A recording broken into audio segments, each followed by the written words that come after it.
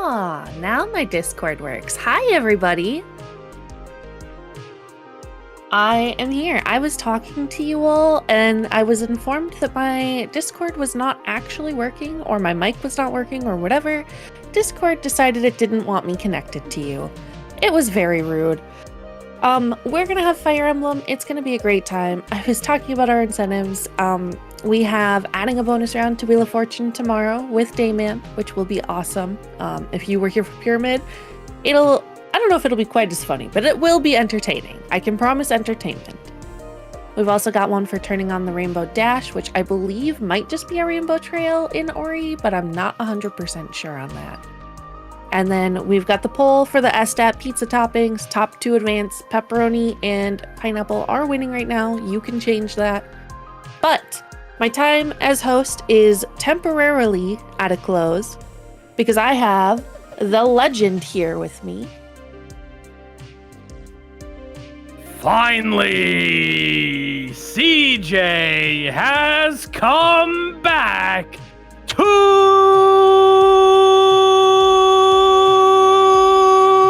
SDAT. There he is. Hello, everybody. Thank you so much, Kit, for filling in.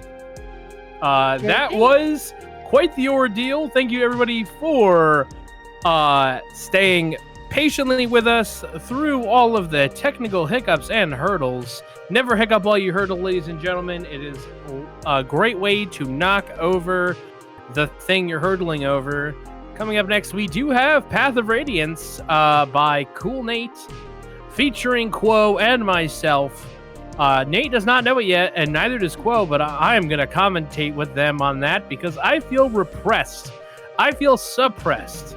I feel depressed. I have not gotten to talk to you guys all afternoon. I was promised a 7-hour shift, and while I've been on my computer these 7 hours, and I can promise you I've been here, you guys haven't gotten to hear me. I need the Woovens. Where's Shuli? You missed out on the rando of all time. I promise I was here, but I didn't get to commentate. I didn't get to host. I was super down about it. They're playing Catan. Jesus Christ. Mike, if I'm still on the TV, you just got iced. Anyways, hope everyone's doing well. Can I get some dancing emotes in the chat, please? I'm not going to drag this out too long because we are running a lot behind. And I know that we're not going to be able to make it all up in one run, but if we're not going to try, we're going to take a quick pause for the cause. We're going to take a break, hear from our friends, hopefully, hear from the charity, hopefully. When we come back, hopefully, we'll be live, hopefully, with Fire Emblem Path of Radiance Beat the Game by Nate. Don't go touching that dial. We will, hopefully, be right back.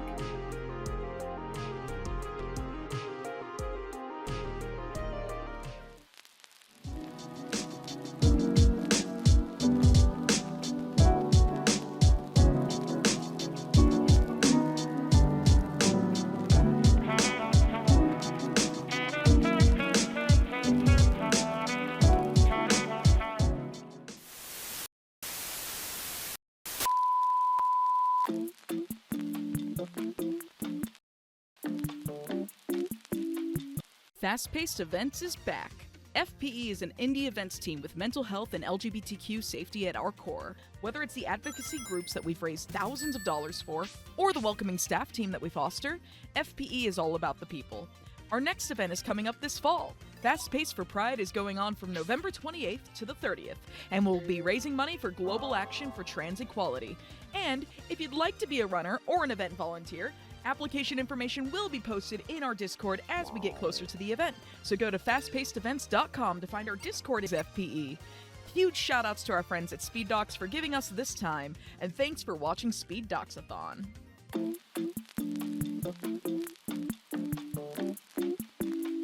I know that you gave so much to keep my dream alive. Everybody has their moment, maybe this is mine. I know that you'll to see how far I've come. I'll pay it back to you.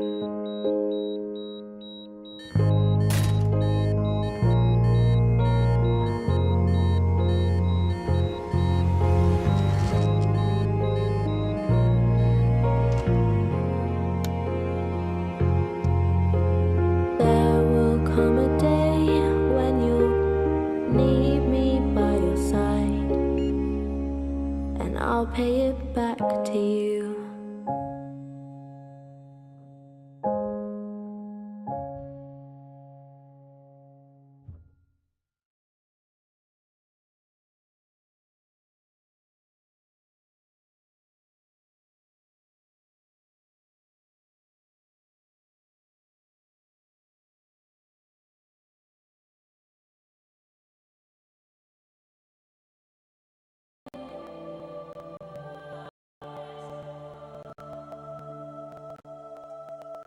Are we live?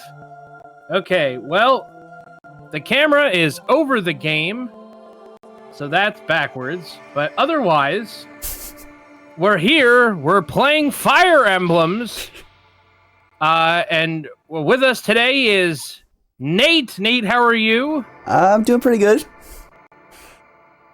That's good. Yeah.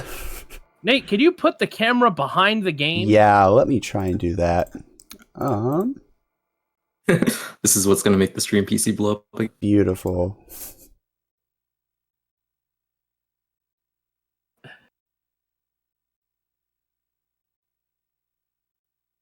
Fair enough. Alrighty. Well, here we go. We got it now. Hey, alright. So what are we doing today? Alright, so this is Fire Emblem 9, Path of Radiance, and yeah, this is the part of the marathon where you guys get to watch 2.5 hours of a menu RPG. Well, that's one way to sell it. We're joined by third place on the leaderboard, but when you consider who's in first place, it's quite the accomplishment. Quo! Hi. Just, this game normally takes like a normal person like 40 hours, so 2.5 hours is pretty fast. Just to set expectations. Yeah, for sure. All right. Well, you guys want to jump into it? Yeah, sure, definitely. Yeah. All right. Give us a countdown. Alright, it's based on when I do this. Alright, so we'll start this off in 3, 2, 1, and go. All I'm right. going to start with what I think many people may be feeling. This is not what I thought you looked like. Yeah, no, I get that all the time.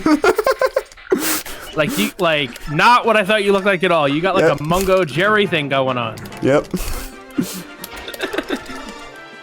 All right, so in a good way. There you go. So yeah, this is Fire Emblem, Fire Emblem 9 specifically. So the opening is pretty much what you'd expect from a tutorial for a, grid-based game. Grace recently pinged a post towards me that said that Fire Emblem is just like chess. Anime chess. That's what they say, right? Something like that. Yeah, that was not quite how it went, but we'll just leave it at that. Thank you. If you know, you know. But yeah, so the tutorial is just you're fighting one of your future teammates and then your father, and they're just teaching you how to use a sword, because at this point you do not know how to do that yet. For sure. Pretty straightforward. Just make sure to heal. Yeah, healing's important. And there you go, easy as that. So one thing with this game, I believe it's the first time it was introduced, unless there's some weird Japanese game that did it, but it has fixed growths. So every time you level up, which we just saw, your growths in this case are predetermined. So this whole route is pretty consistent. You're not just gonna roll low on strength and not be able to finish a run, which can happen in a lot of other games. It's pretty good. There's a couple of mechanics. So we just saw rescue dropping, which the long short of it is you can pick up infantry units, so units that are on feet, not on horse, and another one can drop them, right? So in this case, we just had Ike move a lot further than he normally can. You staple the series in general, just yeah. Yeah, I think it started in the Game Boy Advance games, but yeah. Sounds so right. big staple. We'll use it here and there. Later in the run, when we get better tools, we don't need to use it as much. But for now, we've got it. So you'll notice that enemy phases in this game are pretty slow. This is actually the fast version. But that was chapter 1 actually. Yeah, so question in chat, they're deterministic level ups in Path of Radiance. Technically, yes. So if you play the game for the first time, they're random. Once you beat the game, you have the option to make it either random or deterministic, or fixed is what it's called. Yeah, it's actually, I believe there's like some kind of algorithm based on like the XP you gain from like just hitting enemies and stuff, but we have it routed out like very specifically, so we have a lot of control over it, and allows us to hit very specific benchmarks at very specific times that we would just like not reliably hit otherwise in like random. Yeah, there's a lot of math behind it. If you go on Serenus Forest, there's like, it shows you the entire calculation. I know none of that, I just know it works. So it is what it is. The most important thing of all, it works. Yes. Yeah. Also, really quick, in lore, our father was hitting us with a sword, which I find interesting. In lore.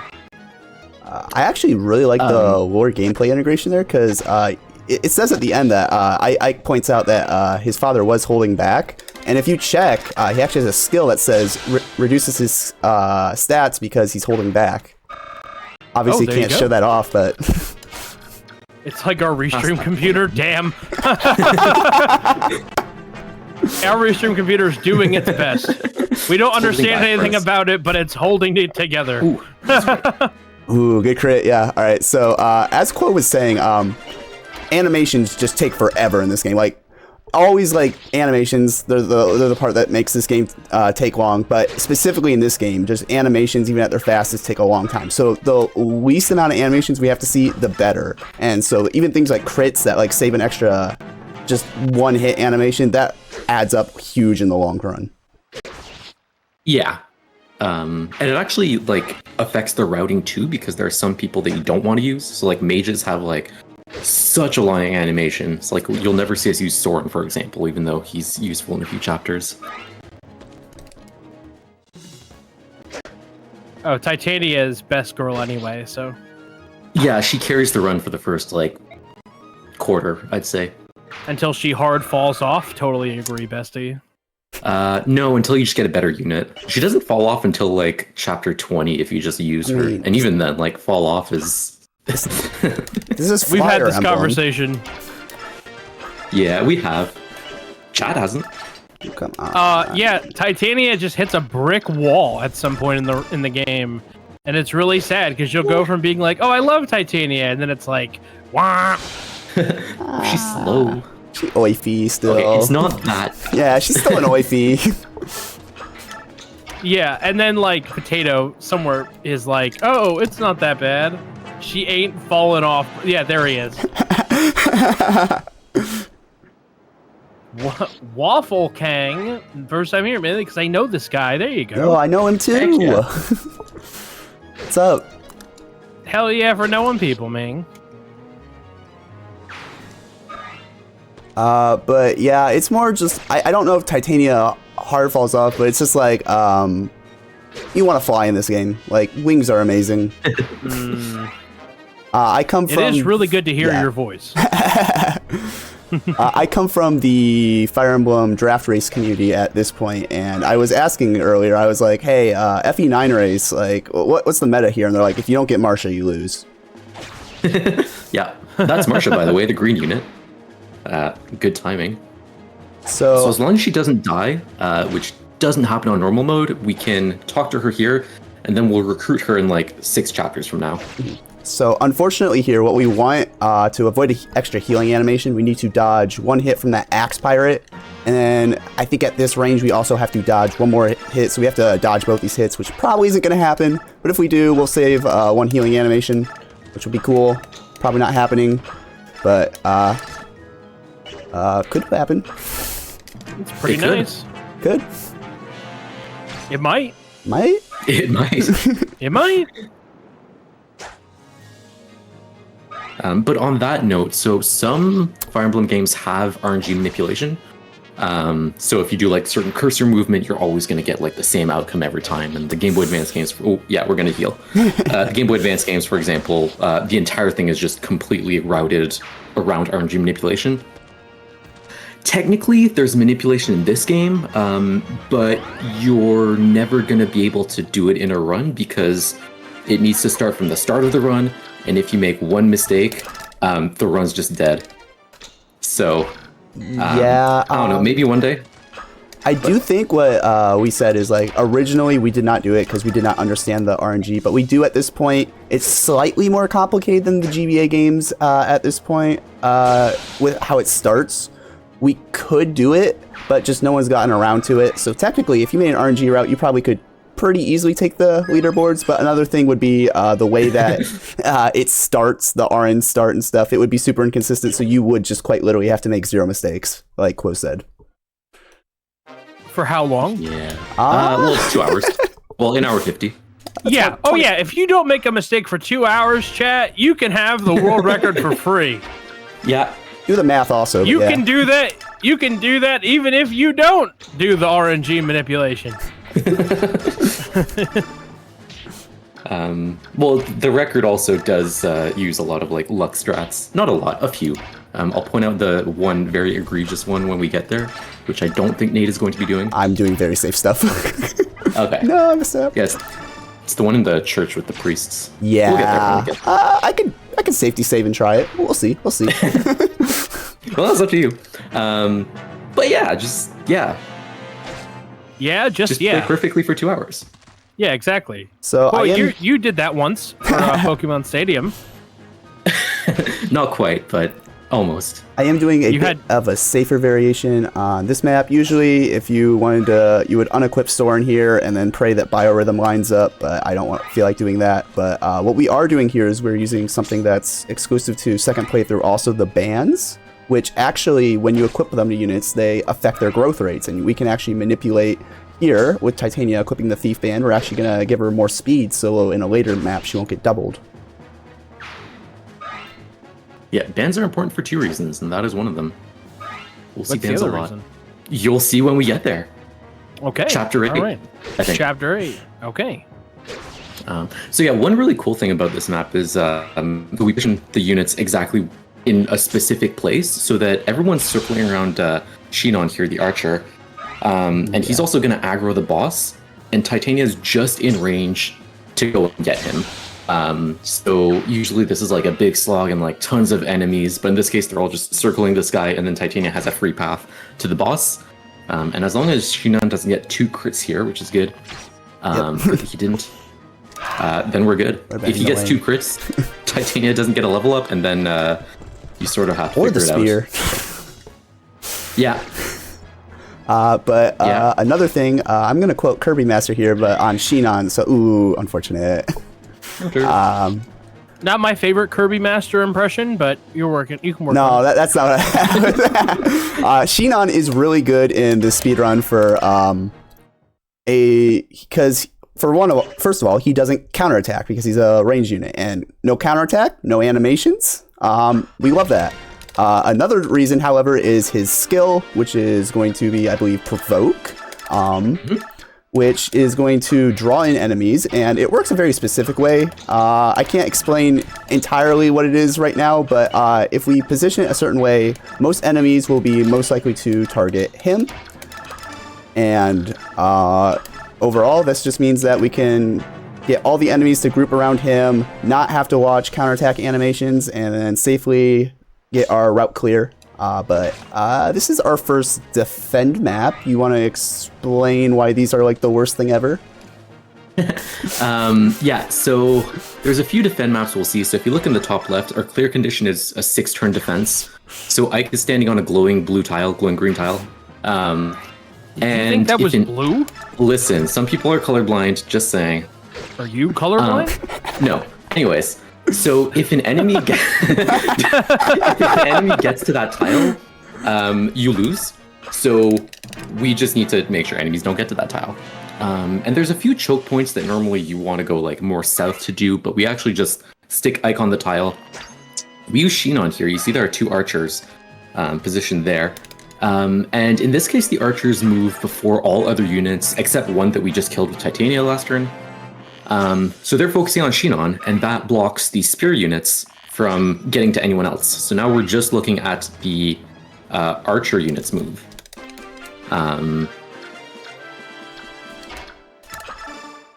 All right, so now Shinon's moved out of the way. The archer units move first. They don't see a target, so they just don't move. And now the lance units also don't move because they can't see a target because the archers are blocking them, and we're just going to spend a few turns just ending turn here, and no one's going to attack. We're all just going to like stare each other down. Yeah, so we love Fire Emblem AI. Yeah.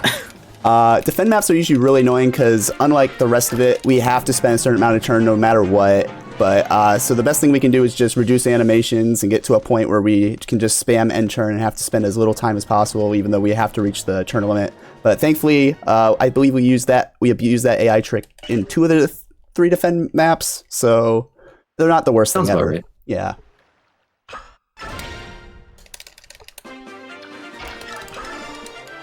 All right, so the gimmick of this chapter is the enemy can't see us as long as we're in the trees. And the top, I mean, maybe 20% of the map is trees. So we can just go Very and sneak generous. attack on. Very generous. It's a certain amount. So we sneak attack this poor archer, and yeah, he ain't good. Poor guy. So this is a, what is it, escape map? I think so. Yes. It's So- Okay, so most maps are seize maps where Ike needs to be at the end. This is an escape map, which means that you can have a certain number of characters leave, but really it's just a fancy seize map. So Ike still needs to get to the end. A nice feature of this is if someone is carrying Ike, they can escape, and it will count as Ike escaping. Yes, we won't see that here, but we will see that, I think, the next one, or 2 from now. Two, I believe. No, it's gonna be like 4. I don't know. 4 what? Yeah, because we have For to. escape maps? No, 4 chapters before we see that. Oh, yeah. Yeah. I'll point it out when we get there. Yeah. You guys are doing a lot of like announcing things that are gonna happen that haven't happened yet. You gotta get the people, you know, Yeah. excited for us to come. All right, 4 more maps for that, and then there's chapter 8, and how many chapters are there? Only 21 or something like that. 1 sec, I have the notes open. All right. Here's a question, and Yep. Chat can answer this as well. What is your 29. favorite Fire Emblem game? CJ, you'll never guess mine. Is it 9? How did you know? Mine is also this game, Fire Emblem 9. I like 10 a lot. 10 is really good. 10 is good. 10 is- It is long. It is very long. This is the frame, and 10 is the picture that goes in the frame. Yeah. Someone said it was like a really good speed game, and I do agree, but like those need to own it, and maps, that's the those problem. maps at the end. That too.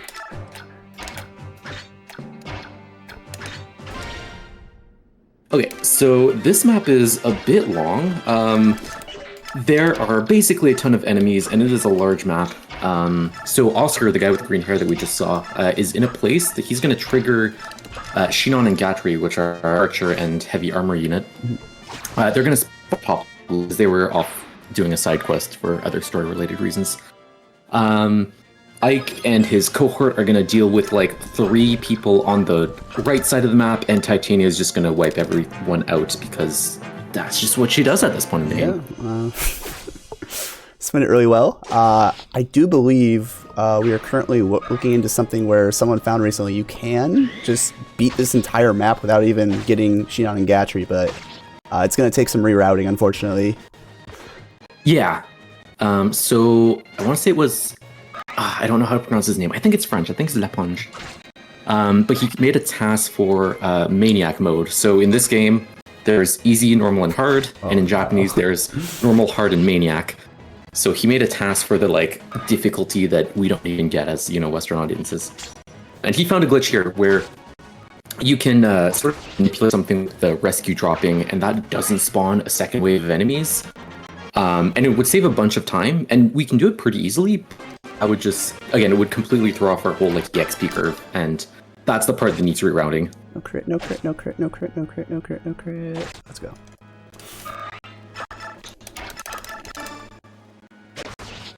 Right, so Scrub Squad gonna finish up on the right. I want to meet up. Please What's crit, the please crit, unit please that's crit. terrible in this game but is amazing in the next one? There's a lot of those. The one that goes from being Soth, yes. I think that's the like classic one. Mia. Soth, I said Mia also. Yeah, Boyd. Boyd's okay here. He gets a lot better though. Boyd's good here. Press F to doubt. Lucia also. She's tragic in this game. That's just availability problems. Yeah. Well, it's just still bad. Yeah, so this is one of the worst maps ever, a route map where usually we are able to just kind of kill the boss, be on our way, but not on a route map. We have to kill everything. Some people may say we killed every last one of them. Oh my goodness, is that a reference? That's a reference to Fire Emblem. Worse in this I don't game. get it. So in Three Houses, it's a quote from Three Houses. Dimitri says, "Kill every last one of them." Is that the one where the lady eats the dragon bones? Maybe. That's in that game, I think. I mean, that's the one where you're like, I'm not gonna say that's gonna spoil.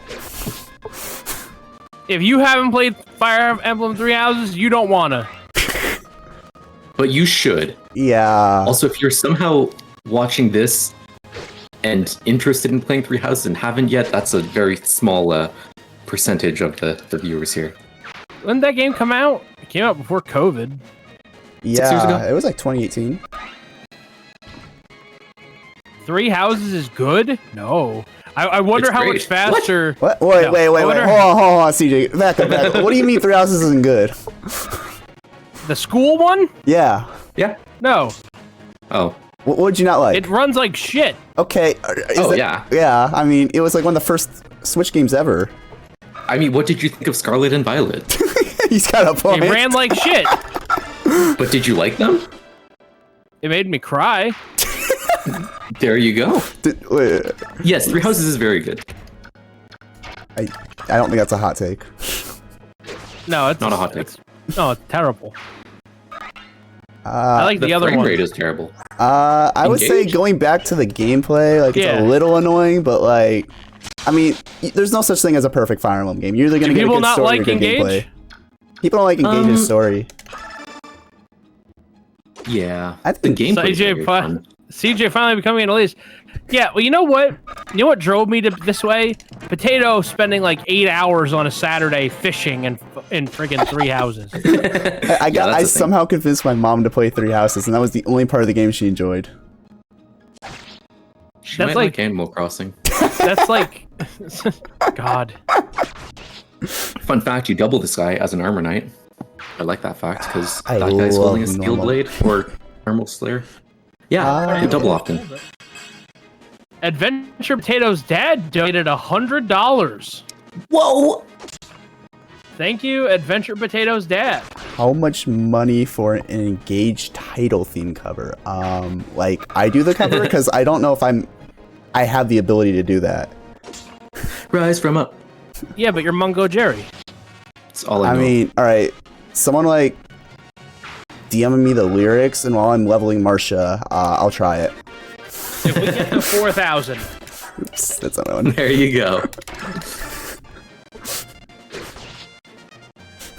Potato says, Dad, I love you. Alright, so we do get 2 chest keys from this map. Not important now, but remember that for later. That's foreshadowing. Yeah, there's a lot of that in this game. Y'all are banned from foreshadowing. What? You're I do what I doing want too much. here. I can't wait until I'm in like the. I can't wait until I'm like. I have free will. I can't wait till I'm in like the 4th to last map, and then I'm just like, yeah. So we have this. Remember in Chapter 7, we told you not to forget this. I think this is Chapter 7. I actually, that's like the one thing people bring up all the time, like chapter names, and I'm just like, I have to count them. I remember the order, but I have my notes here. Yes, this is chapter 7. Jeez, okay. I just looked at the notes and I realized something. Never mind. Okay, we're good. I thought I was wrong. We're good. Anyways, so there is one thing that I find really interesting between this version and the Japanese version. So the routing in the two versions are slightly different. Mm-hmm. Okay, so the Japanese version has a glitch which basically gives you 100% crit on 3 weapons if you forge them, which is the Slim Lance, the Slim Sword, and the Thunder Tome. So you can just crit everything. That is not the thing that makes the difference, surprisingly. The thing that makes the difference is you have a lot less money in the Japanese version. So the English version, you can sort of get away with a bit more because it's a bit more easier to get your forges up and running. You're not critting everything, so it is still slower, but the reason is money, not the glitch.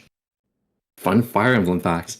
There is one other difference, I believe. I heard this, so this may be wrong, but I believe the enemies, just even on like the same difficulty, they're just slightly harder in the Japanese version. The benchmarks are slightly harder to reach, so that's also like saves a decent amount of time. All right, so I got new convoy stuff. You gonna explain bonus experience? Yeah. So there is a mechanic in this game. It's exclusive to this game and the next one, which is bonus experience. So as we see here, we just have experience that we can dump into units, which is sort of good because this game doesn't have like auxiliary maps that you can just go and do, and it doesn't have like other like bonus maps that you can like fix your units with. It has this instead. And yeah, you can use it to balance out your team, or you can use it to make 1 or 2 units extremely strong. You do not get bonus points if you guess what we are going to do with the bonus experience. It is very nice though, because you do not have to grind on enemies. This is like by far the fastest way to level. And yeah. Another thing is bonus objectives, which on some maps, to make story and gameplay integrate a little better, they'll reward you if you follow what your characters are supposed to be doing, and they'll give you more bonus experience. And we do that, maybe not to the degree the game wants, but we do it to try and get as much bonus experience as possible. Yeah. There's definitely one map that you will see is very obvious that we do. And then there's one map way later that we specifically don't do it just because it's slower to do. So speaking of bonus experience, this is another defend map, which we spoke about last time. So we're going to block the choke points. But unselecting units gives us more bonus experience because we're technically making the game harder for ourselves. Or if you let someone die and they're just not here, you still get those that bonus experience. So that's why we deselected those 2 characters. And this is going to be very similar to the last map. We're really working on minimizing the amount of animations. So we'll see how that gets done here, because there's a few different things that we're going to do. I really like but also setup. Ike goes. The setup is really cool, dude. Ike also goes on a training quest here with all the horses. Another thing in the convoy, it was like really quick, but I did give Ike the Night Band, and that is so he gets a little more defense. Just in these next few levels. Oops, I do want you. The Night Band's going to increase attack and defense, and we're going to use that to help with a few more levels, and in those bonus levels too, the bonus experience, it helps. It affects the growth rates on that too, but I just realized we never explained fast enemy camera glitch that I've been doing this entire time. That's true. I was going to wait for the prison chapter, but we can do it now since there's, only so much to talk about. I'm going to mess it up on the prison chapter, don't worry. Okay, there you go. We'll talk about it then. Just know that there's a glitch that happens every single turn, hopefully, unless Nate screws it up. We just got another $100. What? Am I doing the cover? This is this is a link to a copy pasta.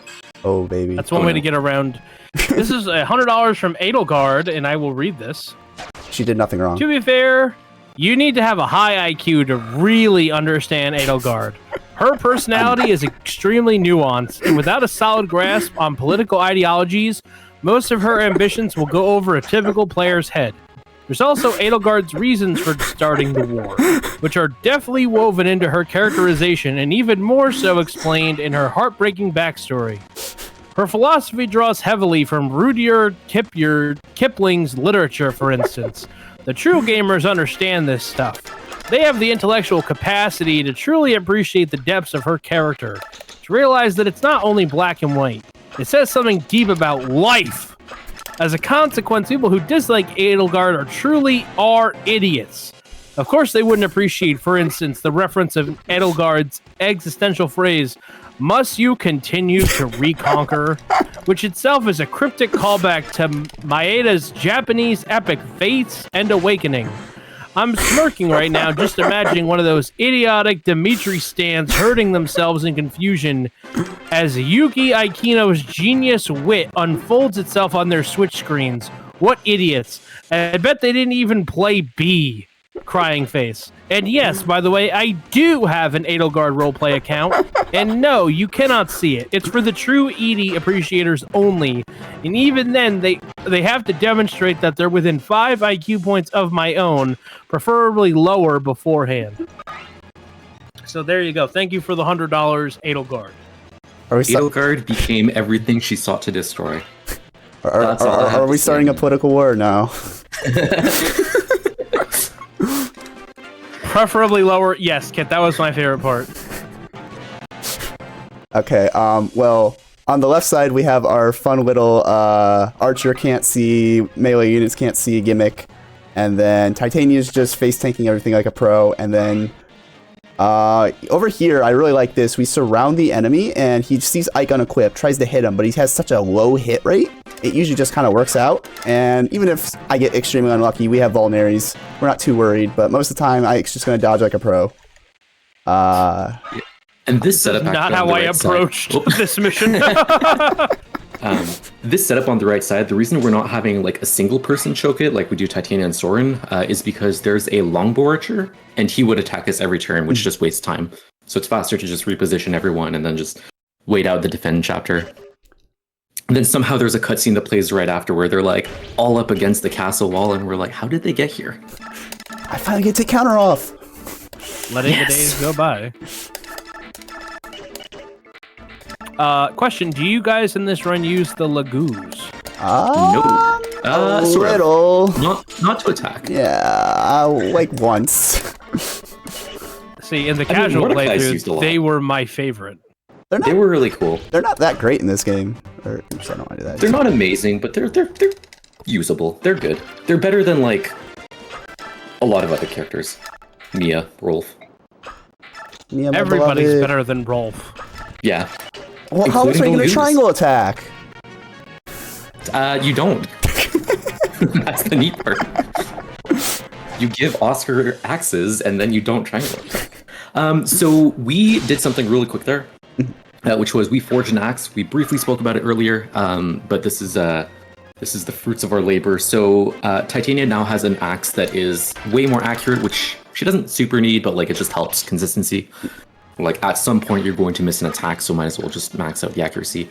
And she also gets 9% higher crit chance and a lot higher attack stat. So a lot of the previous enemies she was like missing by like 1 or 2 points. Now she's just not going to have a problem with it.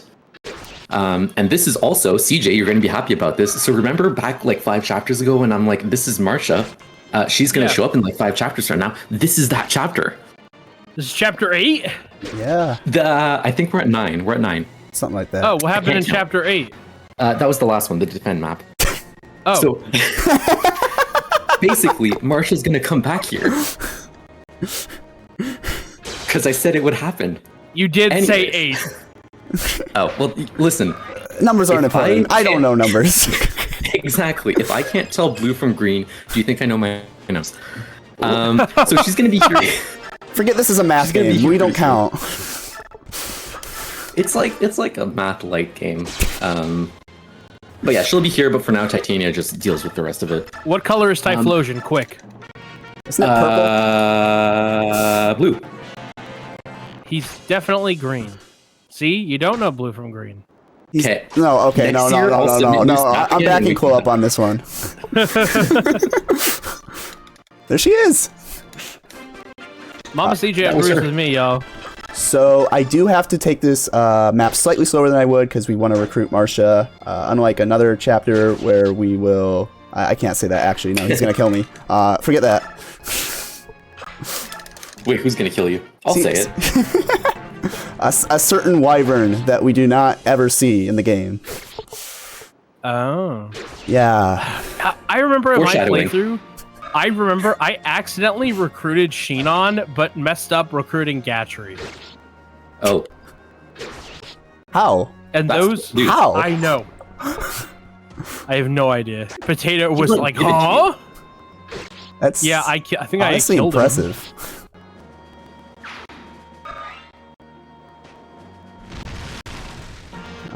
So this boss is actually a bit scary.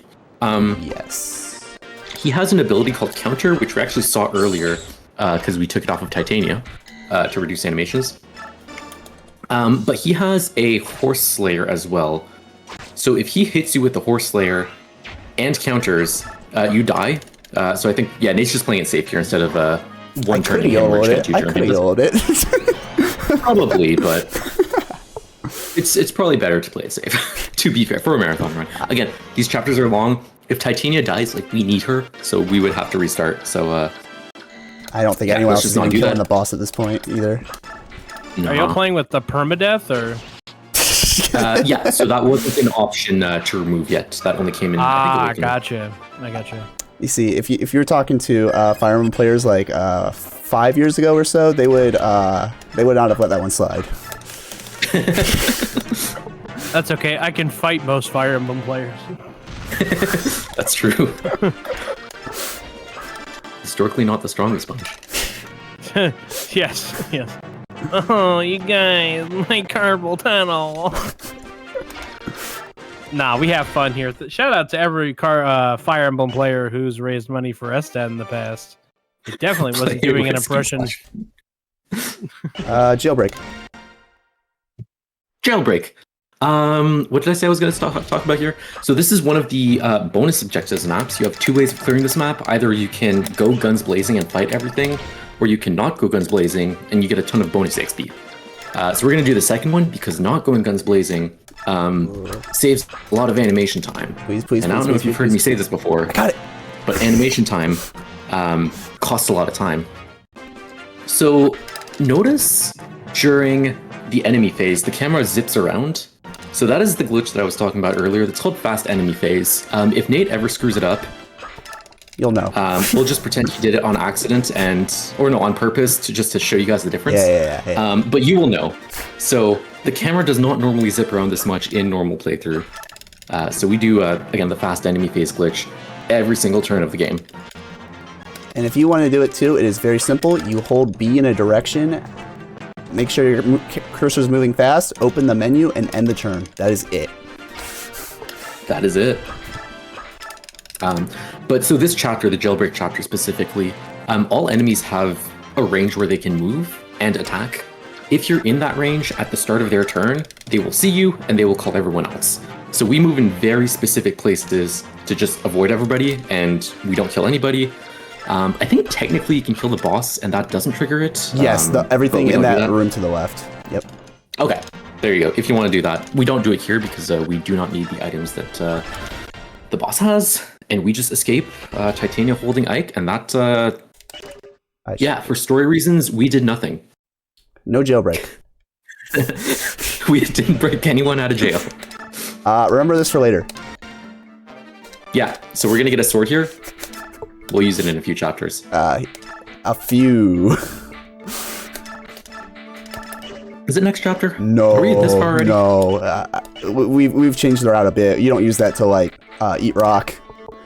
Oh, really? Yeah, okay. You don't use that till eat rock anymore. This is one of the longest menus in the game, if I remember correctly. Yes.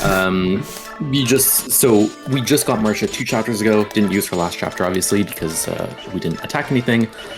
And now we give her everything she needs, and also give her like 17 levels or something like that. We promote her. Yes, yeah, all the way to 21. 16. I was And then Ike won. That makes 17. So this game has 2 promotional items in the entire game. And you're going to be asking, what the heck? How do you play a Fire Emblem game without promotional items? And that is because this game introduced a feature that I want back really badly. And that is if you hit level 21, you promote. Yeah, first time in the series that was a thing. Before you needed either the Master Seal or whatever Elysian Whip item. My favorite, the Guiding Ring. The guide, yeah, there you go. But yeah, first game we get to go to 21. And if you think this is long, just remember that this could be extra maps where you have to grind. So it's really not that long. All right, see. But yeah, we do sit here for about 2 minutes. I'm reading chat, and I am here to convince you to play FE8. What's it going to take? I will answer for CJ. No. What do you got? You don't like Sacred Stones? It was okay. Didn't love it more than that. Alright. I love menus. Yeah, we're almost done. Also, I will backpedal on something I said earlier because I thought it would happen, but it didn't yet, and now I'm scared it's not going to happen. Yep. So the bands, which I said had 2 uses, the second use is selling them. I don't think we sell them. We do not sell them in this run. We have so much money. Yes, so we sell them in Japanese, but not English. So that was the second. That was the second use. While we are on the topic of bands, however, we did switch bands because Marcia comes with the Pegasus band, and for the rest of the game, she's going to be having the Knight band while Ike has the Pegasus band. That's because we need resistance on Ike for a lot later in the game, and we just want a little bit extra defense on Marcia, and both of them love attack, so why not give it to them?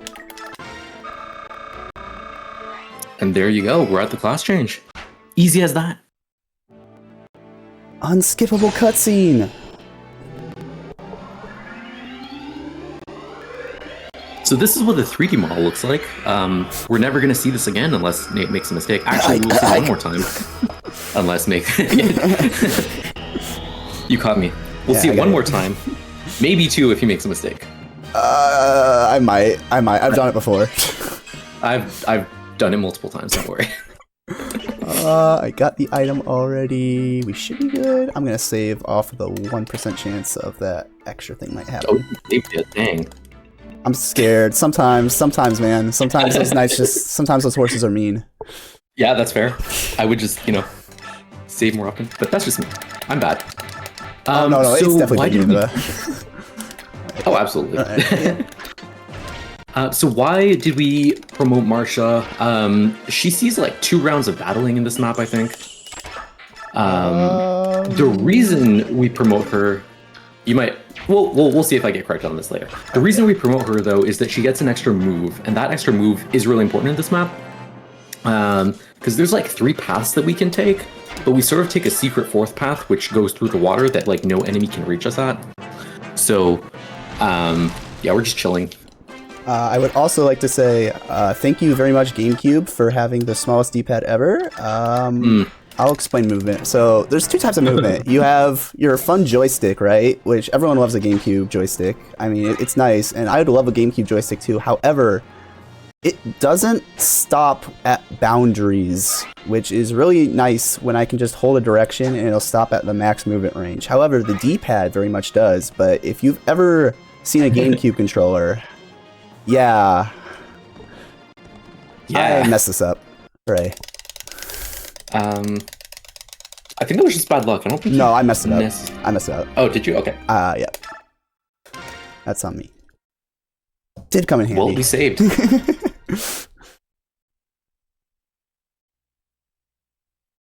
Oh wait, was Ike on the bottom instead of the left? Yeah. Okay. I see. Hopefully, it's not that. This is probably like the least of the mistakes I can make. Yeah, again, we don't fight anything until the 3rd turn, so. Okay, so this is an arrive map, which is basically a Seas map, except anyone can arrive. It doesn't have to be Ike. Which, here and there, we'll see arrive maps. It's, it's a Seas map, just think of it that way. Although, is it this one or another one where it's not Ike that arrives? Different one, yeah, because we need Marcia to kill. Okay. Yes. Which Ike might be able to kill. There's no reason to, No. but he might be able to. Marsha needs the XP. Yeah, no, Yeah. yeah. But yeah, speaking of D-pads, so I actually run this game on a Smashbox specifically because of that. I debated that so much. When I was learning this, I was on a laptop just running my Nintendo PC. Dolphin? Yeah, no, my Nintendo PC yes. was very much running the game very effectively, and the keyboard was really nice. And then I finally got back. I'm on hardware, and I'm like, do I like what do I do here? Do I relearn this on box, or am I just gonna? I stuck it out, unfortunately, but you know, I have the weirdest claw grip ever now. There you go. Yeah, you sort of need it to like hold everything. I think the main problem was when I was doing it, so the way the keyboard's laid out, I had to do movement with my right hand. However, the way my box is laid out, I would have to do it with my left hand, and I was just like, this is not going to happen. Oh. Yeah, that'd be cursed. So I don't know if you did this, but we actually do something special here nowadays. Yes. Yes, I did not do this, but for those who like FE10, we recruit Soth. And Soth is useful probably one time, if I remember right. Yep. Yeah, we'll see him in like, what chapter is this? It's like We'll see him in 2 chapters. 2? 3? Yeah, I think 3 sounds right. Yeah. Go 3. Oops. All right, so yeah, this is another route map. We just need to kill all the enemies. Absolutely nothing happens that's important on this map, so we just finish it in 3 turns. And if you're wondering if we recruit everyone on this map, I don't know why you would think that, but we don't. We do. We do. We do? Yeah. There's no one to recruit on this map. Yeah. Yeah, no, of course not. Yeah. It was Soth. It was Soth. Yes, yeah. We recruit the important character of Soth on this map, and that's it because that's the only character worth mentioning here. Don't ask Mecha. However, on a very unfortunate note, so every boss in this game, this I do funny thing, every boss in this game has a skill, and this boss actually has 2 skills, and one of them makes me cry. Actually, both of them make me cry. I don't know why I said one of them. So this boss Miracle? has Corrosion and Miracle. Oh, damn, I'm good. So what Corrosion does is, if he hits me, there is a chance that my weapon durability gets deleted. And we love weapon durability. We need weapon durability because this is routed very specifically. And if we don't have weapon durability, that's bad. So we'd have to do an alternate route if that happens. It happened. Hooray. Let's see if the second bad thing happens. Did not. So Okay. you want to explain Miracle or? Yeah. So hopefully we never see Miracle, but there's I think 2 more. Yep. Yeah, 2 more bosses with Miracle. But there's a percentage chance, which is based on the enemy's luck, that they just survive with 1 hit point. Ooh, no, you're thinking of the wrong game. Okay, so in this game, they take half damage from your hit, I believe. Yep, half damage from killing hits. Yeah. Which on that map, if it happened, it would, you would kill it on the next turn. In future maps, if that happens, you can lose like 2 minutes because you need a whole extra turn cycle and it just takes forever. So, didn't happen here, thankfully. Really hoping it doesn't happen in the future, but if it does, we'll figure it out. I love how they put a Miracle in like one of the last 4 maps in the game. Love that. Yeah, man. I don't think I've ever had it proc, but like... Oh, it'll happen one day. Don't say that. Yeah, the one in Dan Castle is like especially bad, but I don't have as many problems with that one, but I don't know. It just takes so long because like there's a lot of enemies. Thankfully, we do have like good backups for all of them. So like if it happened here, we had an extra turn to burn anyway, so it didn't really matter. If it happens later, we have like an extra hit coming in, so we have to be extremely unlucky in order for it to really mess with us. But I do have to do an alternate strategy because I had Corrosion happen. Yeah, so Corrosion removes like 4 to 5 uses of whatever you had equipped, something like that. Yeah. And we had a Forged Lance equip, right? So put a lot of money into that. Sort of like the stock market. Sometimes you just lose out. All right, this is a really fun chapter. So this one's cool. Sorry, I took a bite. No, you're good. So I'm gonna reorganize things, and you're gonna see Shove Conga Train along with some other fun stuff. Bring back Shove. Like, actually. Bring back Shove. So there's a few things going on in this chapter. Yeah, so there's a few things going on in this chapter. First of all, that chest key, we have it back. We're using it. Amazing. We didn't really talk about Shove. We've used it here and there, but you'll see it a lot here. So Shove lets infantry units, so again, units that are not on horses or birds, push another unit. Lagoozians. There you go. Lagoose fans. Leith is used here. But yeah, you'll see it here. So we shove units of like similar size, at least one tile. So 1 to 2 tiles. So we're using Volk here because Volk is a thief and he can open chests. And we'll circle back to that later in this chapter. We won't even have to wait too long. And then Ike is going to do a very important thing, which is recruit a few of the green units. We are never going to use them, I think. But they're going to be on our team, so they won't move on their other phase. And the other thing that's important is that if there are no green units on the map at all, there is no other phase, which saves even more time. So we saw Oscar, Astrid, and Gatri all pick up a green unit. The other green units are either going to get picked up or die, and then we're just going to skip the other phase entirely, and it saves a few seconds every turn. And then the last thing that's important is we're going to open all the chests. Half of them we're never going to use, but there are some crows that are going to... Are they crows? Ravens. There are some ravens that are going to come in later, and they, for story reasons, are only interested in the chests. But if all the chests are open, they just leave, and once all the enemies are gone, the map ends. So this is a defend map technically, but we're going to end it on like turn 7 or 8 instead of turn 10. So that is how this map gets sped up. Yeah, sometimes you forget to defend map, and then you leave that green tile open, and then you really regret it. Yeah, and you really remember it's a defend map. Which also, like, doesn't even make sense, because you're defending the Empress of, like, the next foreign nation, but she's not even in this boat. So, I don't know. Someone explain that to me, please, but these are the Ravens, by the way. She ended up being in a boat? It's been a while since I've, like, actually read dialogue in this game. Oh, I thought she was in a different boat. I just remember Ike calling her a kid. Yes.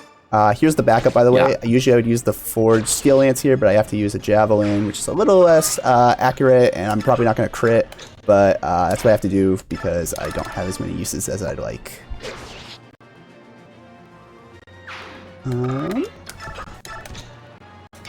I do want you, there. Alright, I hope you guys enjoyed the cafts, because I think this is the last time we'll see that. Probably? I think that's right. Probably not the last of... Well, we'll see cats in general. Yeah.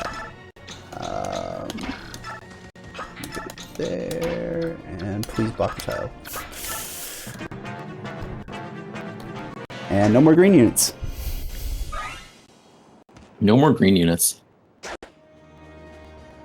So yeah, the reason that this map is like, it sometimes gets you, is that the guy on the middle bridge, we'll see him when the camera pans or something, he doesn't move unless the tile is unprotected, and then he just beelines for it and you lose. So we're just gonna let him chill for now and then get him later, but yeah, he does that. He's got me. He's got me.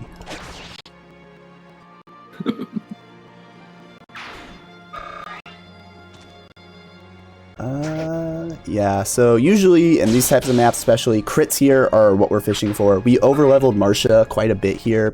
She'll need the levels later, but for right now, it's mostly just like we're trying to crit max, because every crit we have, that's one less thing we have to see, and especially when we have the luxury of being able to try and fish for crits like this, we definitely want to take it.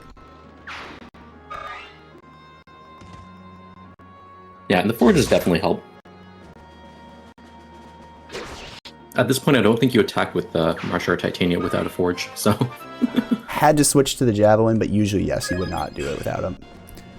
But we will be back on to... Usually you wouldn't, right. We will be going back to our forge, and as the last we'll see of a normal Javelin. Damn, rip. We have better Javelins. I said what I said. Honestly, you know what? Yeah. If someone donates and gives me a name, I'll name a forge. Oh yeah, you I can think do that'd be that funny. in this game. All right. What do we say? It's like $5. $5 to name a forge. There's only like 3 left, so maybe more than 5. Maybe like 10. $10. Yeah, that's right. There's 3. Yeah, you're right. $10 to name a forge. $10 for the first one. We'll fix the price later. Nah. $10 up front, you mean? Yeah. And then a recurring payment every month for the next year until the next SDAT. Until the kid turns 18. It's child support. We're locking you into What? child support.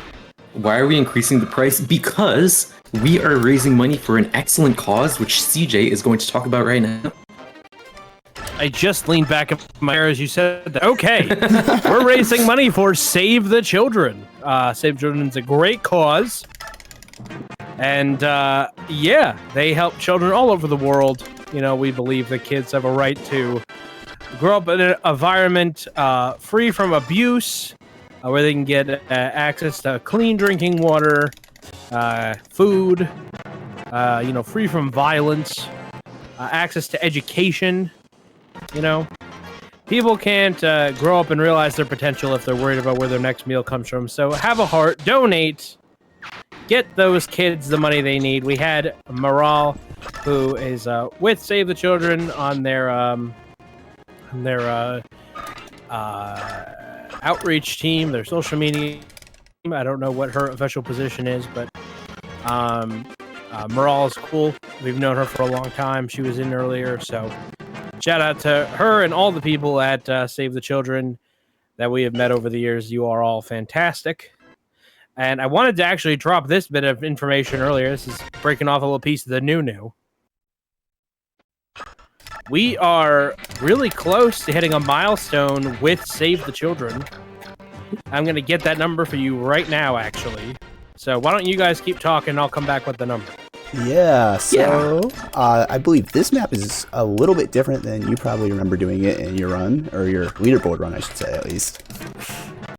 Yes. Yeah, so this game continues to evolve. And we actually sort of copy the Japanese version a tiny bit. Because on this map, there's a character who's completely irrelevant. We're never going to see him again.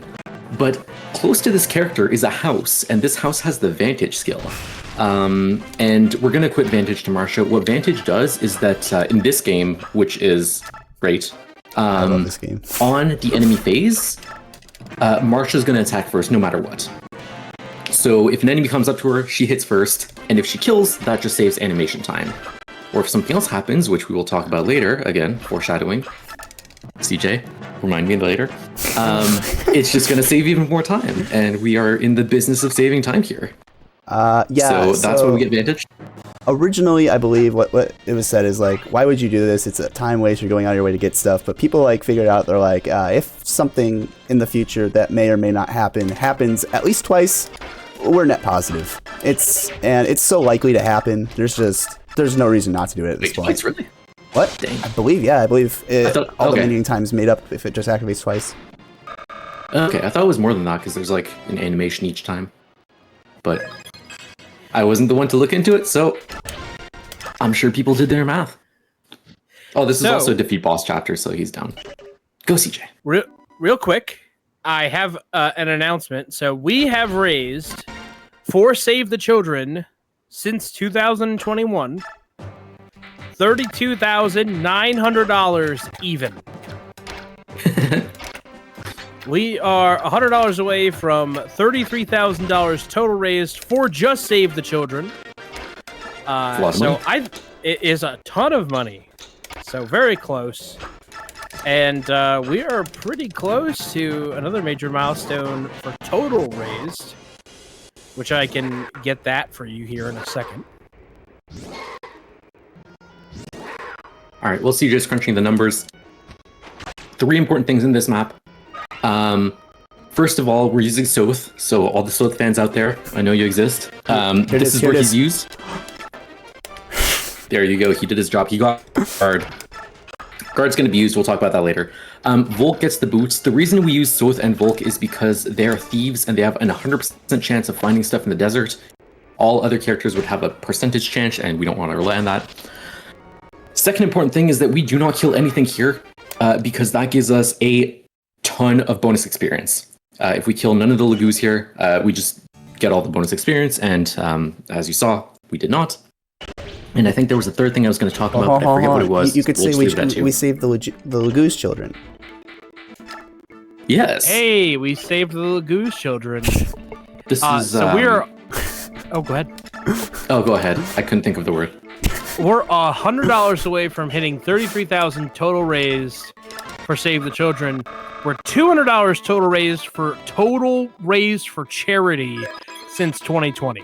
$57,000. So that's a lot of just money. $200 more. Yeah, once we get to once we hit 4K, basically, we'll be there, which is incredible. So thank you to everybody who donated. Big milestone. So Potato asked, "Where's Stefan?" And I have to say, I don't think that's a real character. I think you made that up. Because literally never heard of him ever. Yeah, I think you mean the sword on the top left, which is, it's so really weird that it's just kind of there, but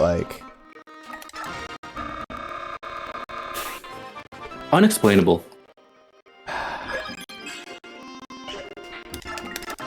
She bought the Nintendo Power magazine. Listen, which, yeah, that's Potato's flavor of autism. So I believe him when he says that's a thing. I'm just throwing that out there. Oh yeah, I wanted to do this at some point. So in the introduction video, CJ said it costed an arm and a leg to buy Fire Emblem, Path of Radiance, and with a case and stuff. And I'm just gonna say this: I bought this after COVID. Damn. It was like it when you call me Big Papa. I can confirm he was not lying. It did. It's not worth. It's coming out on Nintendo Switch Online pretty soon. Yes, it is. Oh, Please is it? Play it. Please play it there. Yes. Yeah. Yeah, it is. It is for a collector. It is a very hard item to find in good condition, and so you often settle for something in really terrible condition. Thankfully, my seller was very nice to me, but you probably wait, CJ, did we get a name donation? Oh, that's a good point. We did actually. Good job, Quo. Oh, you saved it. All right. We got. Oh. Who did it? Because they can also pick a color if they want. Yeah, go for it. All right. Oh, I got logged out. Oh. Wow. I've literally been in it doing the numbers. Okay, hang on. I gotta get a 2-factor code. Hang on. PB paste. Is it? Yeah. Okay. Yeah, definitely. I don't see the timer, so for all I know.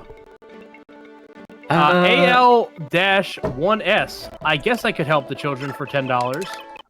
You want a color person that I definitely don't know your name, KG? My name is Labrys. Wait, should that be Labrys. That's okay. That's what KG wants. Okay, pick a color.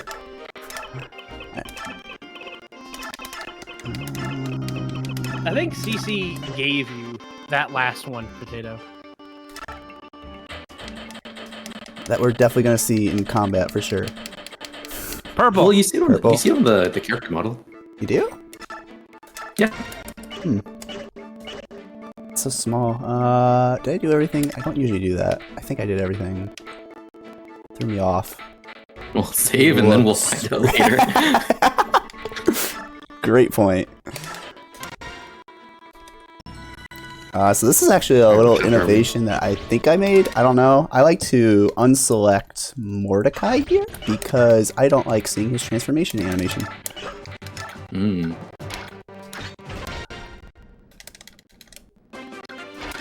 So one really important thing that happened. So a few months ago, we got the boots. Boots give you +2 move in this game, and Mark already had 9 move. So now she has 11 move. No. Oh no, turn out. Gonna happen. Discord's Whoa, making you're yeah, Discord. you're not doing well. All right, testing 1 2 1 2. Yeah, all right. Better. Am I better? Excellent. Did you hear my spiel about the Nah, boots? do it again. We heard the boots Okay. give you 2, and that's why we put them on. And then you went. "Rah." Oh no. So the boots give you +2 move. Marsha had 11 move. Now she has 11. 11 is a big number. That was basically the spiel about the boots.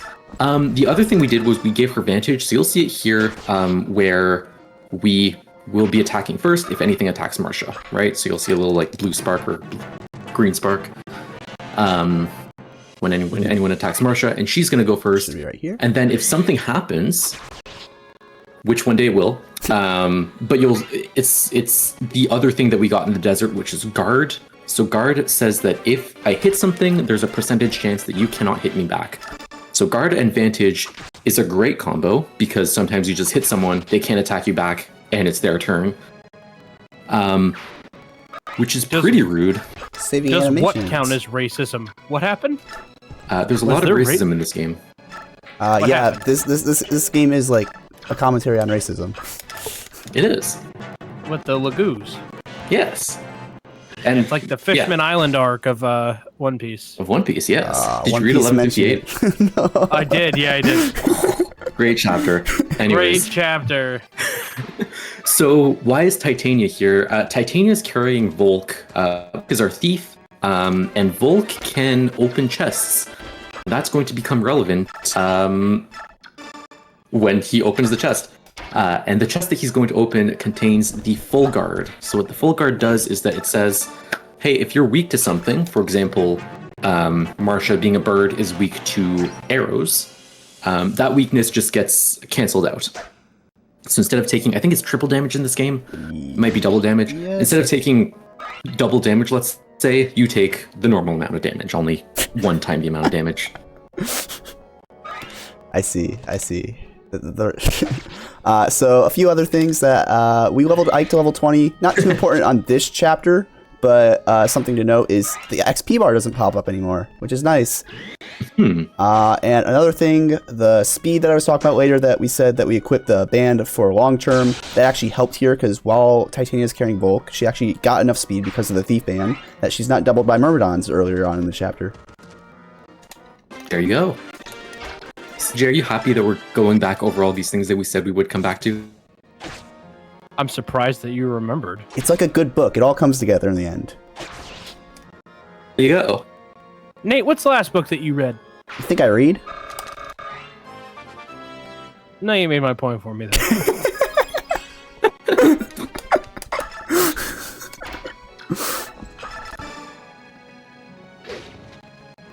Alright, I can actually answer that. I believe it is the Final Fantasy VII book that they released as part of the Final Fantasy VII Remake project. It's like Traces of Two Pasts. That is the last book I read. Okay. Good. That's okay, interesting. We're almost on Forest. Almost. Actually, this is Forest. I'm being dumb. This is Forest. Yeah, this is Forest. This is very much There's Forest. Forest Gump. Do we have another Forge name by chance? We do not. We'll wait to do that till later. Gotta hurry. Oh, don't you need it here? Yeah, gotta go fast. Gotta go fast. Guys, if you donate right now, you could use your name or someone else's name for the rest of the run. You can be cemented in Speed Dogs history. Be part of SDAT. Oops, I did that early. Be I don't part of think it SDAT. matters.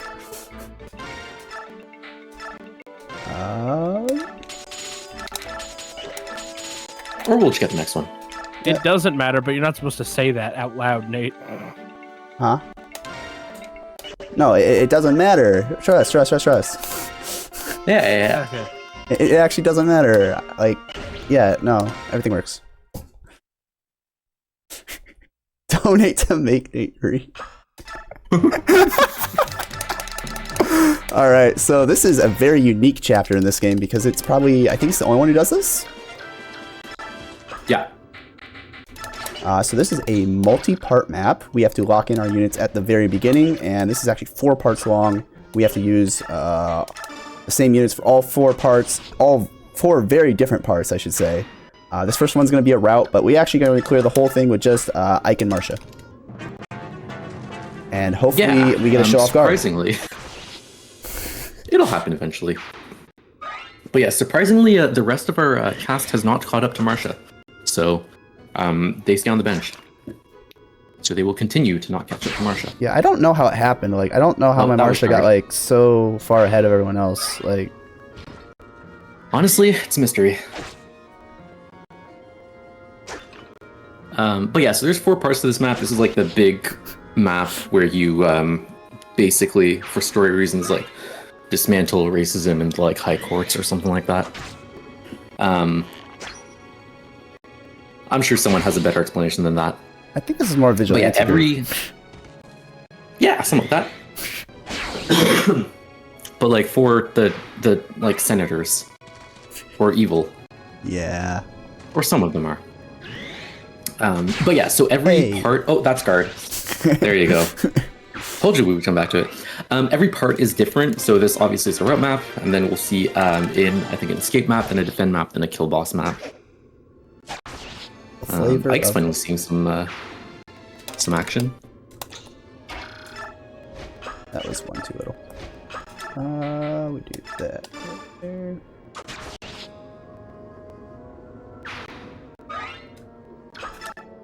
Also, I believe you lied. I think I have 2 more forges left. Ooh. Yeah, I have 2 more. Okay, so we still have 2 names we can do. Guys, you know what to do. Oh, 3. Yeah, 3. What? Slim. It's been like 7 years since I've ran this game, so I'm out here spreading misinformation. Nah, it's fine, cause like one of them. No, you know what? No, yeah, no, don't worry.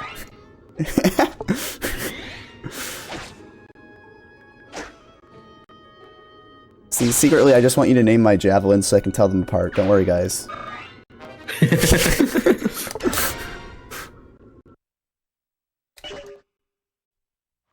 The average Fire Emblem player. You're not wrong. So this is a funny map. Many such cases. So for some reason, they just put these tiles in like the out of bounds section of the map, so you can fly to them.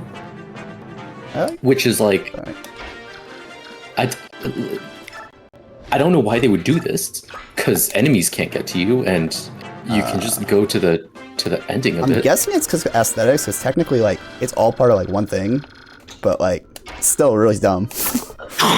Yeah, but why would they make them like walkable or flyable? I have a guess, and I think there's like a cutscene where they use like the grid, and I think they have characters walking. Oh, maybe that might be it. There are a few cutscenes in here that we obviously skip, but it's very nice either way. Yes, yeah, because or else we would get more animations. And this might be the first time I mentioned this, but we do try to minimize animations in this run. Here we are, everyone's favorite chapter. Alright, so Ike is carrying a backpack now, which is a bird of some sorts. Small girl. Small girl bird. And it's also is it a defend map? I think so.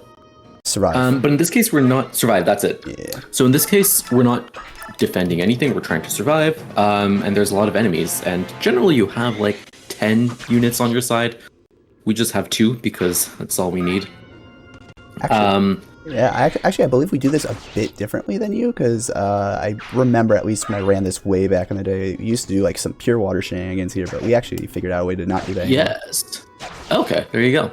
You won't see pure water. Yeah, so usually what you used to have to do is these mages were really annoying. They would hit Ike really hard, but instead we're just going to kill them off. Don't have to worry about them, and it actually makes this chapter a lot more reliable. But if you want to explain the general strategy, it's mostly the same. Yeah, so in past defend maps, we would set it up so that, either we get like 1 or 2 things attacking, but for the most part, things don't get attacked. We're basically going to try to set that up here. There's another tile that no one can get to that Marsha's going to sit at. So she's just going to clear out a few things, especially the like long range units, so all the mages, all the archers. And then Ike is going to stand in a specific tile where only one thing can hit him. This guy. And then we're just going to wait. That's the guy. So there is some RNG to this, and that is if the dude hits us every turn, we will have to heal and use an elixir, and that wastes a little time. But if we get lucky enough, we can do this elixirless. And if you're really unlucky, you have to use 2 elixirs. Yeah. I'll explain another thing later. But so one thing that's important is that since Ike is carrying somebody, we talked about rescue before. I don't think we mentioned it, but I think it's your speed and your skill get halved. So Ike is a lot less dodgy than he normally is, so he's more likely to get hit, basically. But yeah, every time like Marsha was carrying Ike or like Titania was carrying someone, like that also happened. And we will mitigate that in the future, but for now he's less dodgy. But yeah, so using elixirs, there's a really cool mechanic in this game, right? So all your weapons have durability. Yep. And if your durability gets to 0, your weapon breaks, and you cannot use that weapon anymore. So if I have an iron sword, it goes to 0. Iron sword breaks, I can't use it anymore. The game's going to be like, well, he needs to have something equipped, right? So it's just going to automatically equip the next weapon. And that actually gets routed in like low turn count playthroughs, which is like super cool. They break it on like specific places to like auto equip a different item on enemy phase, which is neat. But in this game, I'm not sure if it's a bug or if it's actually intended like that. But that mechanic will happen if you use the last of an item. So if you use the last elixir, for example, Ike is going to equip a sword, even though he didn't have a sword equipped in the first place. And then one of 2 things happens. Either you waste a lot of time because now Ike is going to, cut down every single enemy in front of him. Or what's more likely to happen is that Ike is just going to die because there's like 25 enemies in front of him and he cannot dodge right now. So I remember that happened in a marathon run to somebody, and it was sad. Thankfully, we don't do it at this point. I think we've actually cut all of that out because we've cut out a lot of elixir uses in general in the run. The only time that really can happen is towards the end, but it's like the last 2 maps are the only chance of it happening anymore, thankfully. Yeah, no, I think that particular, there was like a mistake done earlier where he had to elixir, and then we just forgot about it because, again, like it's routed in a way that shouldn't come up. Mm-hmm. For sure. That's actually a really annoying combination. Like that by itself is not too bad, but something that the way you obtain a certain weapon later can cause a bit of an issue if you're not careful. Foreshadowing, maybe. Why so many red guys? Because very rich people employ a lot of red guys. I know an Oliver fan. Do you know an Oliver fan? I do not know an Oliver fan. That's probably for the best. So you're going to see it. This is a character that for some reason they made recruitable in the next game. His name's Oliver. He's not a very nice guy. No.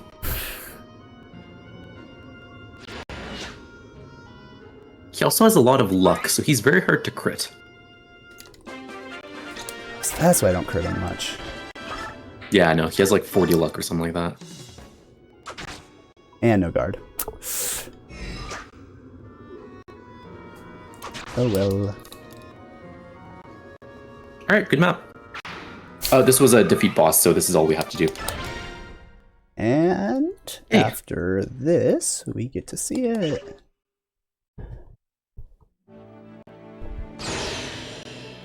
The cutscene. Remember how I said that we would talk about that earlier? CJ, you remember that? I do. There you go. This is that time. This is that time that I was referring to back then when I said in the future we're gonna see this. We're living in that time now. CJ, you gotta edit in a flashback now.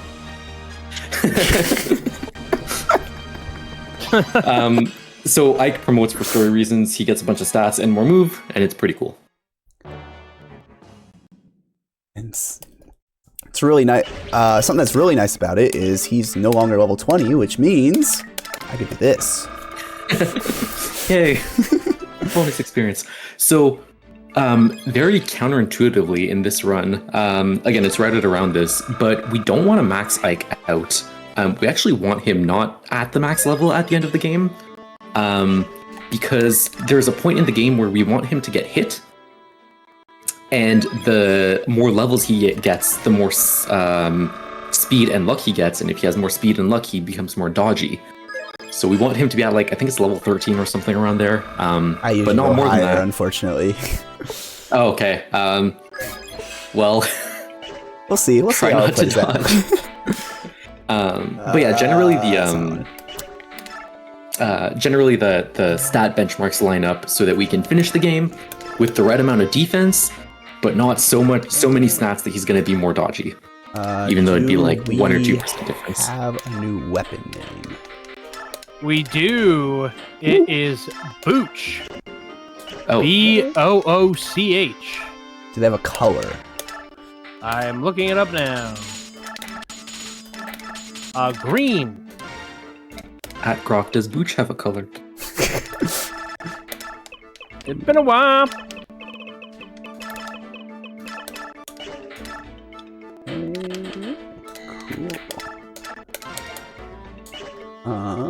Yes, that's everything I need. And we get some very important characters in this map.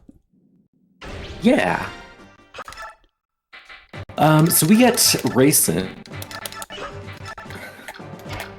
Oops, is my internet dying again? Slightly. It's good now. Yeah, Okay. it sounded like you said we get racist, and I was like, where are we going with this? Well, We do not get racist. Well, we do. We get but, anti-racist. We're dismantling racism. Slowly but surely. Slowly but surely. But yeah, so we get Rayson. And Rayson is the dancer of this game, so basically he can refresh a unit. So once you take your action, he can sing for you, and then you can take a second action that same turn. And you will never guess who our main target for Rayson will be for the rest of the run. It's Marsha. Oh. Yeah, no exciting exciting things there. But yeah, so Rayson's gonna be used a lot just because like his utility is insane even in the casual playthrough. Hopefully I remember to equip the full guard, because I have not in the past and bad things have happened. Yes, this would be one of the chapters where you need that. So, Alright. outside of it, I don't... We can explain Rayson's full capabilities, but we also get Tanith, who, by herself, she's just like... She's a pre-promoted flyer unit, which is really good, but we use her for something that I believe... very similar to FE6, if you've ever seen... No one's seen FE6. What am I talking about? She's on babysitting duty for the most part. So once Rayson dances Marsha, Marsha's going to fly away and try to complete an objective. And that leaves Rayson sitting there all alone. Spoiler alert, he's not going to live. So her job is to pick him up and fly him out of danger.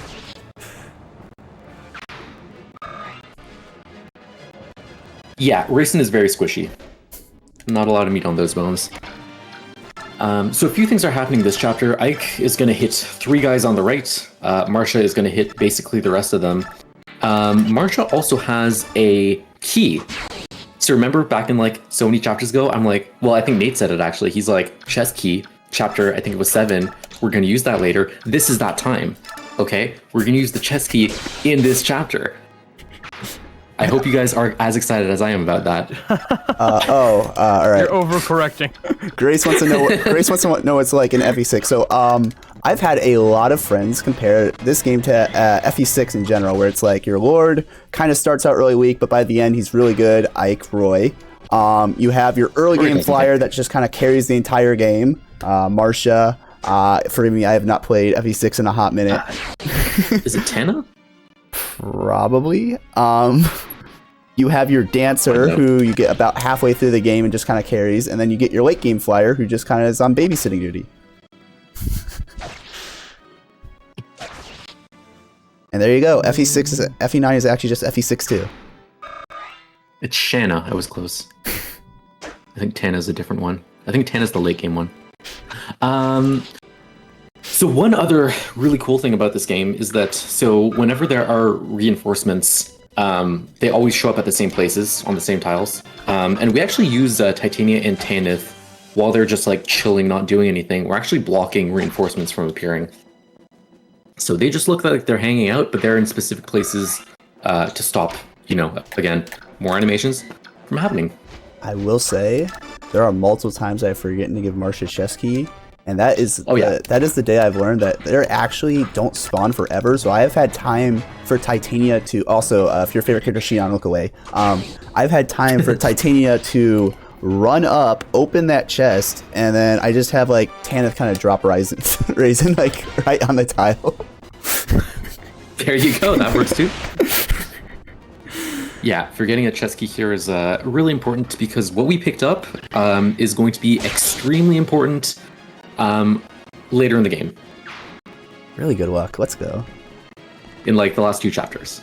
But like extremely important. Like so important. If you've ever been to game FAQs, maybe even it was probably in like the Power magazine, you'll probably know what's happening. Yeah. If you've ever looked up an FE9 guide. I did that. Alright, funny interaction here. I believe this boss has Vantage, or if he doesn't, I don't know what, but it doesn't. My Vantage doesn't work. This boss has... I forget the skill name. Oh, but is it the Nullify one? Yes, yeah, it nullifies all of their skills. Where's Potato? I'm gonna Google it. They changed the name so much, I don't blame you. Yeah, I think one of the mages has it. Hi. Niall, yes. Niall. Right. No, it's Niall in this game. It's definitely Niall.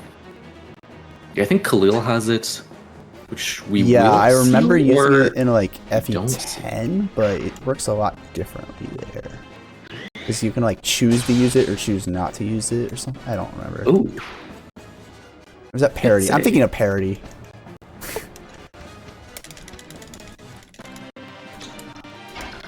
Too many skills. Yeah, there are a lot of skills. A lot of them are not good, especially in this game.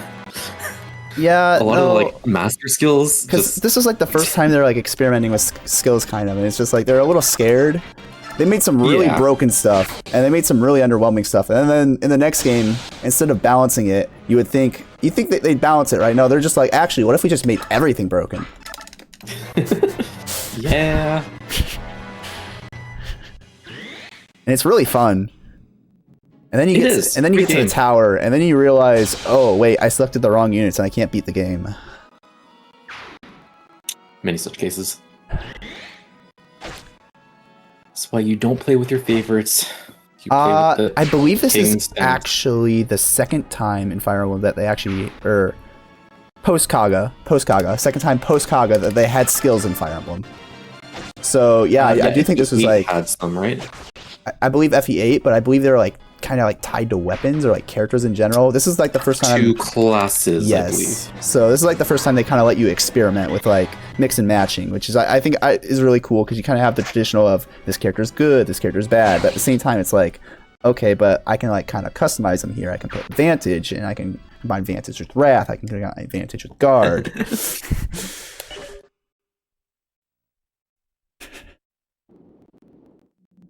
FE4. Oh no.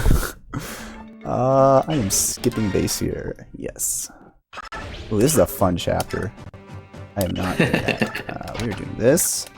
So we love shove. Yes.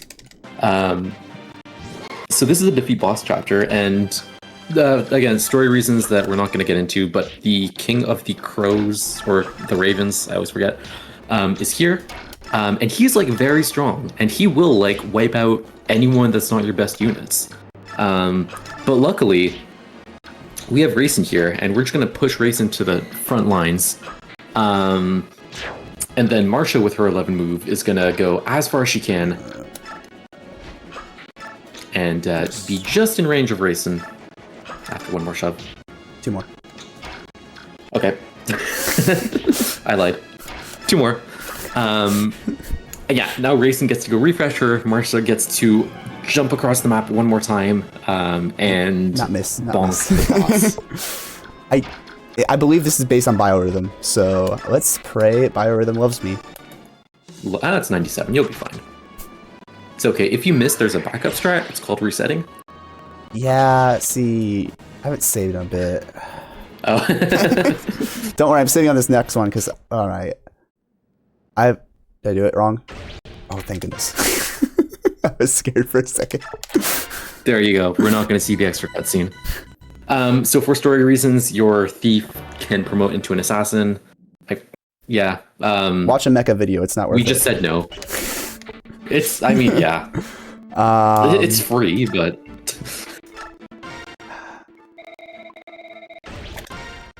Cool. We got her. Do you use Khalil? Yes. Not as much as the Japanese run, but we do use her. What am I doing? I want safety. Yeah, we're doing like...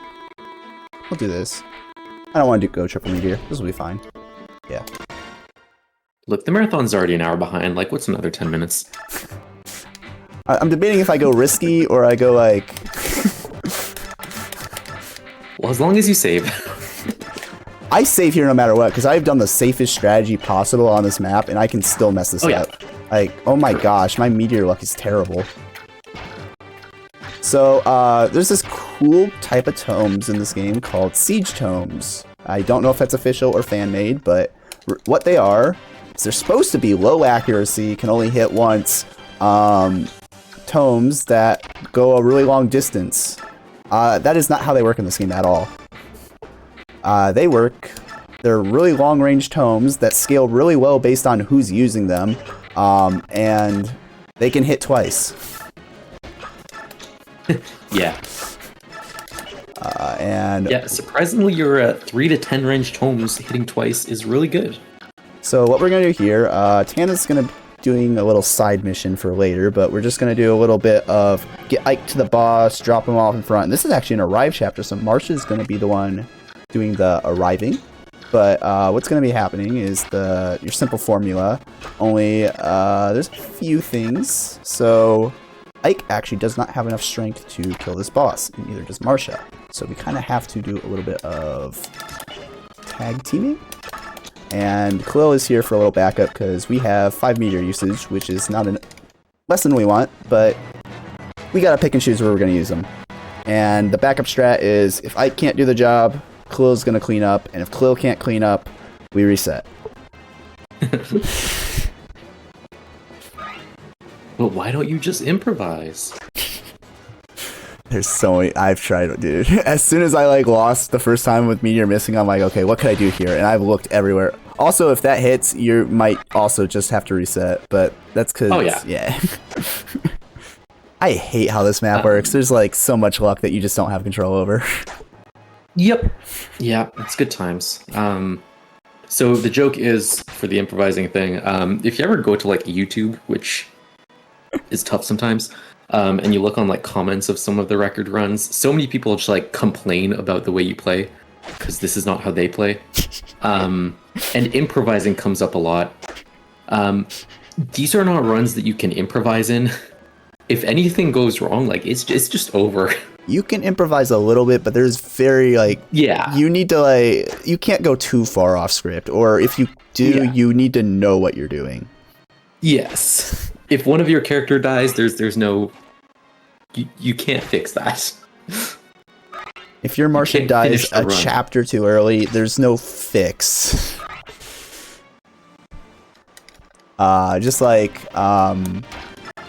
So we're gonna pray for a crit here. I did not do the extra leveling that you could do, so if he crits, that's just really good luck. And it'd be cool. Bam. Whoa! Dang! Hey, I might go for, I could do the triple meteor. You could. So this is good for two reasons. First of all, we save animation time, obviously. But second of all, Ike does get that XP, so we need to like level him up less later, which is sort of cool. We also pick up a rescue staff. We'll use that a bit later. Next is Castle. Yes. Right. So we're gonna do 2 things here. So these levels are for extra resistance because we love old traditional Fire Emblem staffs. Wow. Yeah. So is this the day in Castle map? Yep. Okay. So there's a sage or bishop or something. He has a sleep staff, and if your Ike has low resistance, he's going to try to target Ike with the sleep staff, and that is not good. So we level him up just to get that resistance benchmark up to 14, I believe it is, and then we'll use a pure water, which just gives you a temporary increase by 7, which scales down each turn. But he will have enough res to, I forget if it's reliably dodge or he just won't get targeted. CJ, but do in either we case, have a name by chance? CJ stepped out, but I will try to open this super fast. Good. I don't know if I have access to this. I'm gonna feel bad if we get like 2 more names and I can't. Uh-oh. Oh no. Help! Grace! Grace, save us. Yeah, I'll finish explaining. I'm looking right now. So, okay, yeah, so what it's gonna do is first he's gonna, if the bishop sees any hit chance on his sleep staff. No, there are no new names. Cool. Alright. We did Buchin Green already, correct? Yeah. Yes. Yeah. Someone said name it Big No new Sword. You know what? That's kind of funny. I'm gonna do that. Oh wait, no. Okay, no, yeah, Big no. Sword. Next well. time. Well, you know, it'll be even funnier for the next one if we don't get one.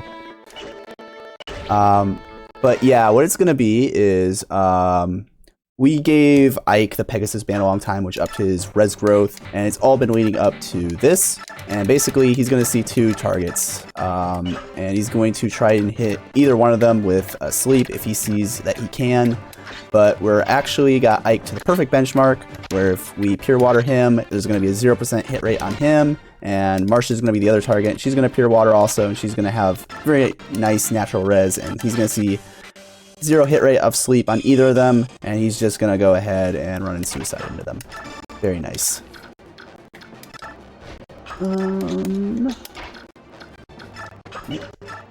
Here. Yeah, but you'll see, Big Sword will be even funnier if it's the next. Alright, so we go. We're going to trade Elixir. This is for later. We're going to switch over to this and Pure Water her. And this is going to be enough res for both of them. And then Tana's going to do her thing of just rescuing and running away. And when we said there was 2 more bosses with Miracle, this is one of them. Yeah. So this one's extra annoying because it's if you ever fought a dragon in Fire Emblem, or honestly just in anything. Ooh, we got lucky with stat rolls. That enemy did not have good speed. That's cool. Dragons don't die in 1 hit. That's just like Okay. So we're gonna take 2 rounds, and there's a chance it just survives anyway, and that's not fun. So we're gonna do this little thing, and we're going to make sure that Marcia has all her stats by dropping Ike off, so she can fight the dragon without having to worry about training weights being on.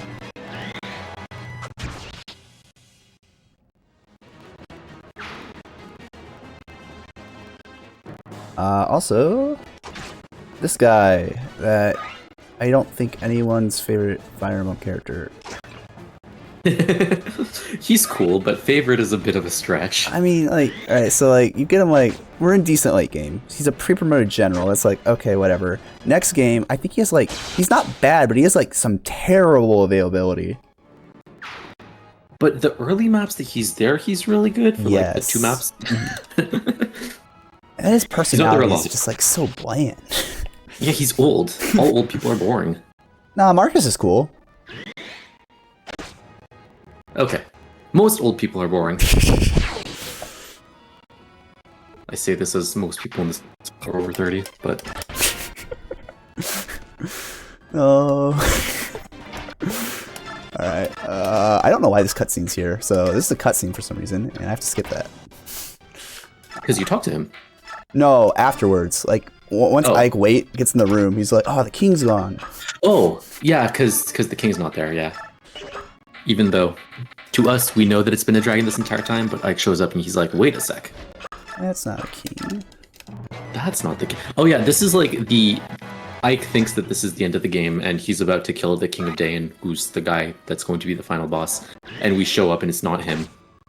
Because he actually left the country to where we started, and he's chilling over there. Yeah, so... we got duped. We ran away. We're like, okay, let's go invade. And we invaded, and then we realized, oh, I didn't move her. Oh, this is probably fine. Yeah, you're fine. It's Tanith. No way, right? It's next turn anyway, yeah. Oh well. Just don't get miracled. Yeah. Yeah. We'll go with that. I think if you move her one down, she'll be fine. Yeah, she has a... I think she has a healing item. Maybe not.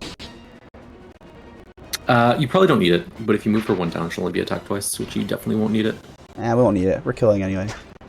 Yeah, this is only if we... Yeah, that's like miracle. backup. The mind of a Fire Emblem player. Oh, what's the worst possible scenario?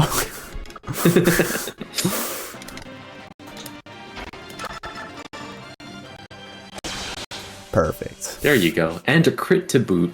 And the mage didn't block me. Oh yeah, that can happen. Neat. So this is... Oh, yeah, I'm safety saving here. So I'm gonna try the funny thing.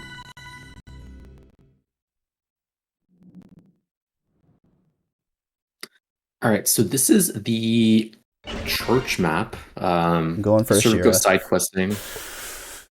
Yeah, we're going for Ashira. That will be mine. So this is one of the maps where there's a side objective, because basically a bunch of bandits are in the church, and they're using priests as a meat shield. And if you kill none of the priests, you get a bunch of bonus experience and also the Ashira staff, which is useless to us. But It's kind of funny. we are going to try something. So So Khalil has the siege tome. that's right. Something like that. Yeah. So she can hit this guy Perfect. and not miss. Good. All right. Now you know step she one did done. 21 attack. Yeah, she did 21 attack. We can refresh her. And she will do another 21 damage if she hits. Which will probably not kill the boss unless she crits, which I don't think she has a good chance on. Nah, she shouldn't crit. I mean, she could. It'd be funny. No? Okay. All right. So let's hit this. Let's hit this coin flip. for those who love Tormod, he's a level 7 mage. So at this point, The child. He's gonna do he's it. like, yeah. So he has like a 52% hit. Displayed, by So the it's way. literally, yeah. Well, yeah, I mean, Let's go. there you go. He did it. Okay. So at this point in the game, we got him at chapter like 15, I think. And at chapter 15, he was underleveled. And he just killed a boss of chapter like 23 or whatever it is. I'll say 22. that. Yeah. Which is ironically called solo. Yeah, there you go. Let's go Tormod. So that saves a lot of time, and also we get a bunch of bonus XP. That is the only reason Kirby Master currently has the world record, because he did that and he got away with it. This is... I mean, he had the record before he did that. I did not know that one. Yes. Yeah, he's had the record in this game for a while. Let me think. Yeah, I need the... Yeah, so we do... Let me check. That's fine. Okay, so then we're just going to get rid of you. And then, yeah. Do we have a name? I believe this is the last one. Grace! Grace! Help! What? looking. It takes a second Grace. to load. We can name this big sword. It'd be kind of funny. Grace, help! I'm trying. Grace! No. The answer is no. So Alright. it can be big sword. Big sword. It's kind of funny. Because it's a small sword. Go like that. Cool. All right. You want color? Yellow. Yellow. Yeah. Beautiful. Kind of orange. All right. I have my full guard equipped. Cool. Alright, so this is probably the best chapter in the game, like the most interestingly made, and yeah. People love this chapter. Like I've never heard someone complain about this chapter in my life. Yeah. Best chapter in the game. So this is a long bridge. And a very fun mechanic they just decided to do is that this bridge is crumbling a bit. So if you ever walk on a specific tile, you just get stuck there. And that's the end of your move for that unit. So we're not going to see that because we are on a bird. Yeah, everyone hates this bridge. It is such a bad map. And this is one of the maps that they decided to bring back in the next game. Yeah, they're like, yeah. But what if reverse? Remember that works. Right, in the next game you go from left to right, not right to left. Ballistas also, anyways, oh my gosh. yeah, ballistas too. So yes, we did equip the full guard, as I mentioned a couple of chapters ago. The full guard removes weaknesses, and we are weak to arrows, which include the ballistas, which have 10 range type thing. They're sort of the mounted on the map artillery things that you can see the snipers in front of. And you will die if you don't have the full guard. There's actually a Japanese route that you can skip the full guard, and you can survive this map 95% of the time. I got good martial. But then you still need. Oh, that's sad. No, keep going. Sometimes it works. But yeah, so you can actually live on the Japanese version on this map, but then in a future map you die anyway, so you can't skip the full guard there yet. So Marsha has a chance to die here anyway. Even with you do everything you can, she can still just die. But there is a really risky strategy you can do that I did not do. If you unequip Ike and Marsha is on death's door, you can actually get away with slightly less battle animations.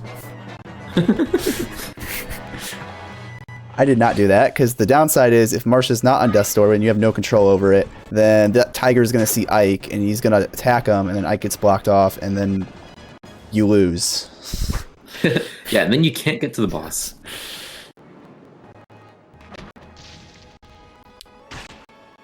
Yep. And this is really nice. Sadly, we do not miss every animation because on this next turn, plot happens and a lot of things spawn in, and it's really annoying, but we do take it off. And this is the most joke of a boss ever because they thought the Flame Lance was a good idea, and they thought it was a good idea to bring it back, and it was still as laughable.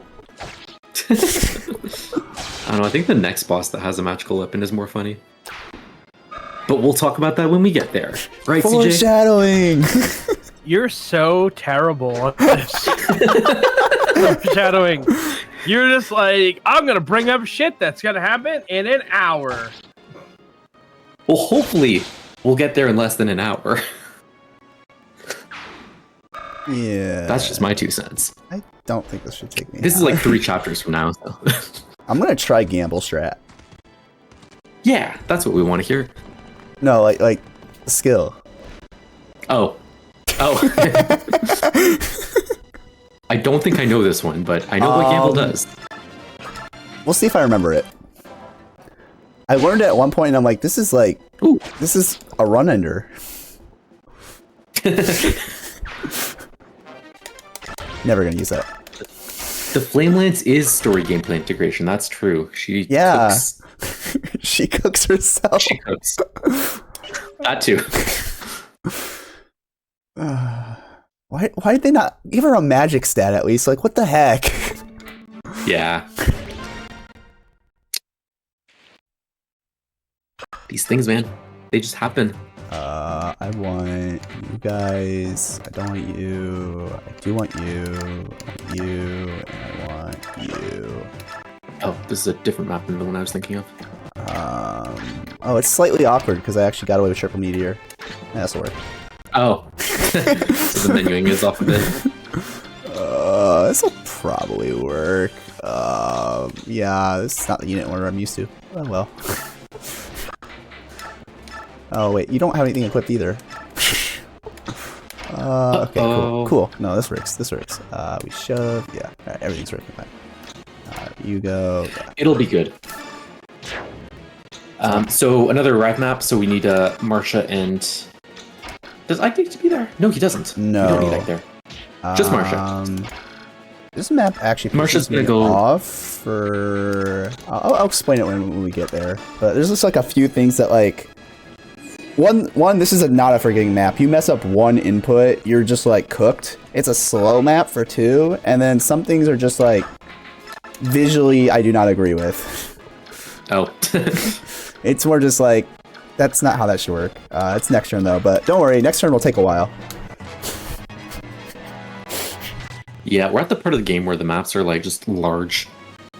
Not just And that. if you're a fan of large maps. I love other phase. My favorite phase. Oh my gosh. Oh yes. Tanith, dodge. Yeah. So we need Tanith because Tanith's going to visit the house that Marsha is standing right beside.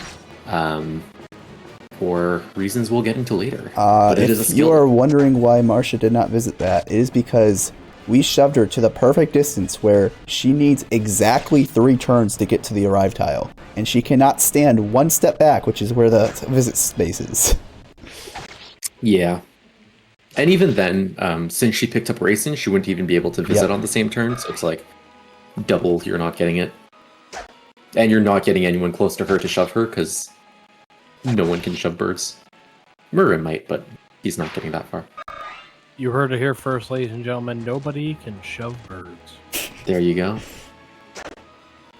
Not like big birds, small birds you can, but big birds you can't. Yeah. Can't shove big birds. Not a lot of Like if people you know show that. up on Sesame Street, Yeah, like you can't I do was gonna say, like, I don't think I've ever, like, when Big Bird shows up, man, you're Nobody you're shove. shoving him. Don't shove Carol Spinney. Nobody do it. There you go. I can do my FEH dollies during Clash enemy phase animations.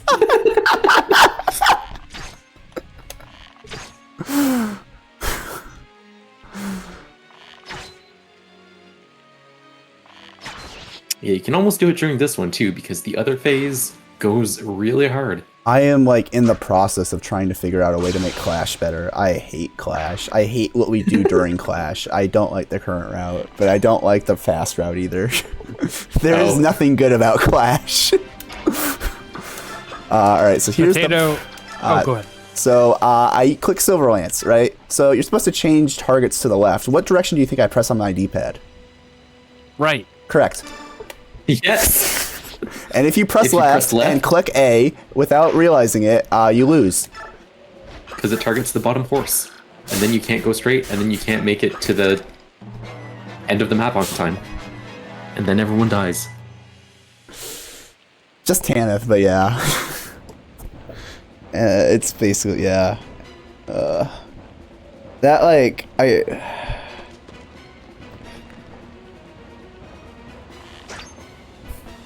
And then you have to watch other phase again. Yes. I was saying this before. Potato earlier was like, we need CJ to play another Fire Emblem game. And I think the fact that I've played 4 is enough. Like, 4 Have you Fire played Emblem any games, not Fire GBA Emblem games, 4. though? I started one of them and didn't finish it. Or is FE7? Was it the I can already one- tell. It was the one that you can play in the Switch Virtual Console. Yeah, that's both of them. that's definitely Blazing Sword. It was Blazing Sword first, I believe, but I'm pretty sure it was Blazing Sword. Was there a green-haired girl in it? I have no memory. All right. Did she talk to you as if you were in the game? I thought it was the one that didn't have a name. It was just called Fire Emblem. Yep. Okay, so that's 7. People do that. It's all right. They finish Lin mode and then they're like, "Oh, I'm done," and then they realize they're not, and then they miss like the good part. Yeah. I played 3 houses, then I played Path of Radiance, and then Radiant Dawn, and then I played Engage. So I played 4. It's a bad lineup. Good games. I agree. What's next? Next is... Yay, we arrived. Oh, eat rock! So this chapter has a very famous line where one of the enemies says, "Eat rock," because he pushes a rock. Unfortunately, we are not going to see it. No, we're not going to see it. I forget what he says after that, but he's like, "Heh, I'm so clever," or something like that. Or "I'm so funny." Like, he thinks he's funny, basically, which just makes it even better. So a couple of things are happening here. But at the end of the day, one thing is happening, which is Marsha is going around and killing everything. This also has a really funny boss, but I'll get to that later. And we use Largo, which you don't do in the Japanese version. We do use Largo, right. In the Japanese version, we can forge a Thunder Tome to have perfect crit, which I spoke about earlier. And then we just use Khalil, which we've used in the past chapters for meter and stuff like that. But in the English version, Largo is just better because more stats and more bulk. Yeah, we use the wife to get the husband. Yes, he's built like a fridge. And he does not come back in Radiant Dawn despite being in the game. Like, they literally show him to you and you can't use him. Yeah, I believe his, like, he doubles for stat bonuses, like, onto Khalil or something? Like, transfer bonuses. I don't know. Oh, interesting. So this is where we pray that guard works. Yeah, no, keep going. I'm joking. He has a skill called Resolve. Oh, we're also using the Brave Lance to get guard. There you go. Okay, well, we're not going to see it anyways, but he gets a skill called Resolve. So if he's at half health or less, he gets a 50% boost to his strength, skill, and speed. Which sounds broken, and that's because it is. But he's also using a magical axe, so his, like, 50%... Yeah, keep that in mind for later. The fact that it's very broken. But he uses a magical axe, so the fact that he gets a boost in strength does, like, nothing to him. So it's not even that scary, he just gets faster. Remember, like, chapter 9? So this is the sword that we said we'd come back to. We're coming back to it. It does effective damage against Laguz enemies. I did forget to pick it up once, and I wikied it, and there are 2 Laguz Slayers in the entire game. The other one you obtained on this map, so you cannot get it in time. And then, that was the day I figured out that a Killing Edge is a good replacement. It is. Very versatile sword. Yeah. And by versatile, I mean you just point it at things and pray. Click buttons. Yeah, but Ike's just slightly short on damage, so you either need a crit, or in this case, we're just going to use effective damage, because Laguz die to racist weapons. Yes. Oh, these are the rocks that you're supposed to eat. They do 10 damage to you. In future games, things like this would not kill you, but in this game, it will kill you if you're at 10 health or less. There's a lot more of them that are supposed to happen, however, we specifically route around them. And that's just the tutorial rock. That one's going to go off no matter what. Yes. Yeah, we will see 0 more rocks being rolled.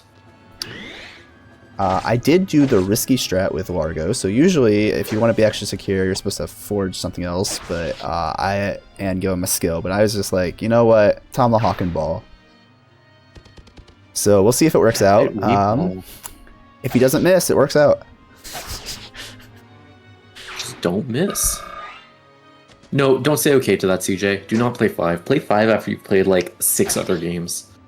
Yeah, play GBA first. 5 should be the last one you play. That's Thracia, right? He wants you to play Thracia? Dude, he wants, you're gonna suffer. Genealogy of the Holy World. That's 4. No, you're thinking Thracia's like, you're gonna suffer. Yes. Thracia's like a Fire Emblem fans, like, even then they might not like it. Like, that's a mecha game. Alright, well, I missed. Never punished.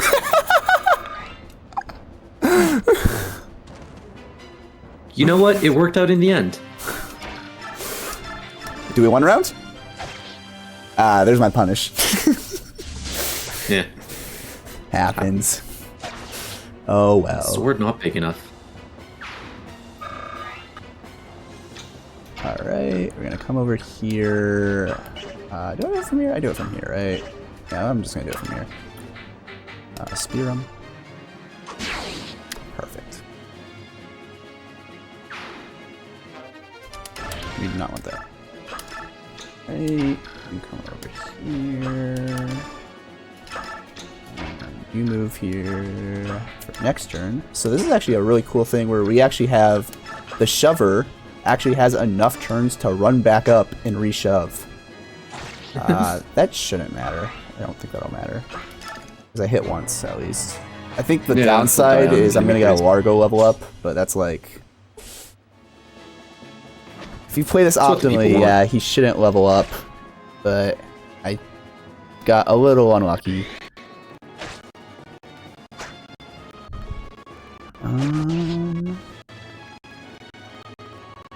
Thracia is soft locked. You know, like there's so many things in Thracia that it's just like this is Kaga's vision. This is like I think that was the last game they directed. Yeah, that was Kaga's last game. I believe so, yes. He said Thracia and goodbye. Yeah, the series was certainly going in a direction of all time. I don't know if Fire Emblem would have been the same. Alright, please hit. Let's go. We should be good then. Just know to buy things in advance. And to rob your enemies. Alright. Ooh! That's what we like to see. Yeah, again, getting a level up wouldn't be bad, it just, waste time. And I don't know if I've said this before, but we do try to minimize animations. Hasn't come up. No? Okay. No. It's a good thing I'm covering it now then, right? Yeah. Yeah. Almost did a bad there. Let's go here with short spear. Actually, a really solid clear. We didn't get any of the unlucky stuff. And then, alright, cool. Throw her there with.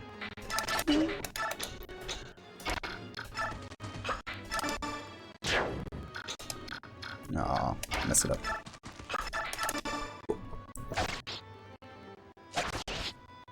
And this should be the last turn. So this is supposed to be more of an annoying map because it's a late game route map and those have a lot of enemies. You got to kill them all, but it's a fun map. I actually really enjoy this map, and for being a late game route map, I don't think it's that hindrance.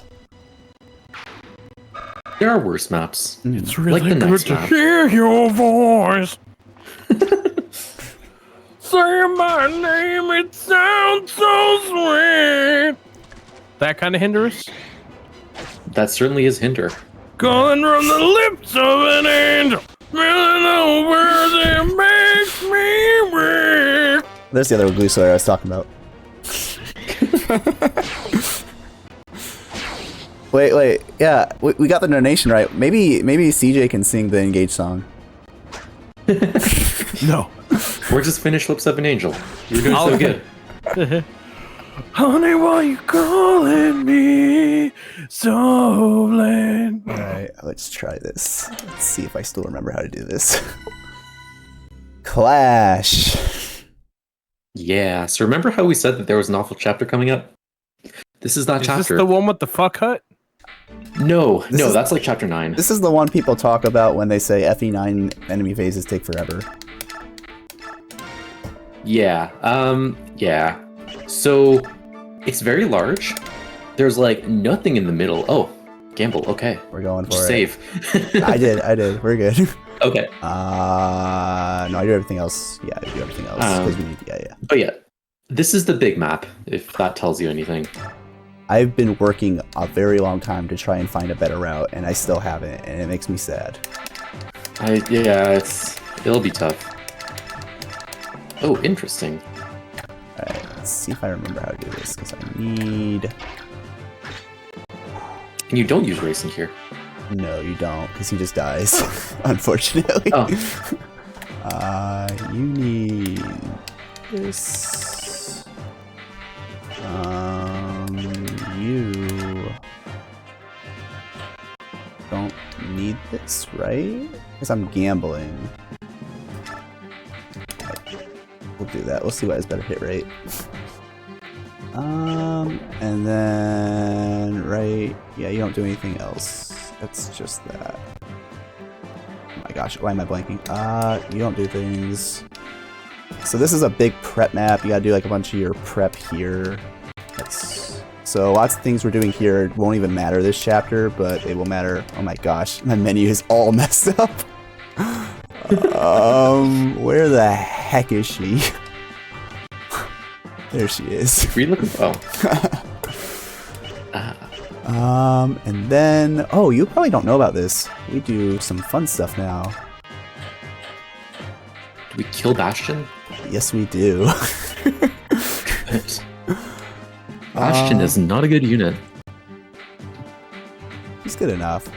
So, you want to talk a little bit about why Alencia is controversial to use? Because you should not be using her, but we do.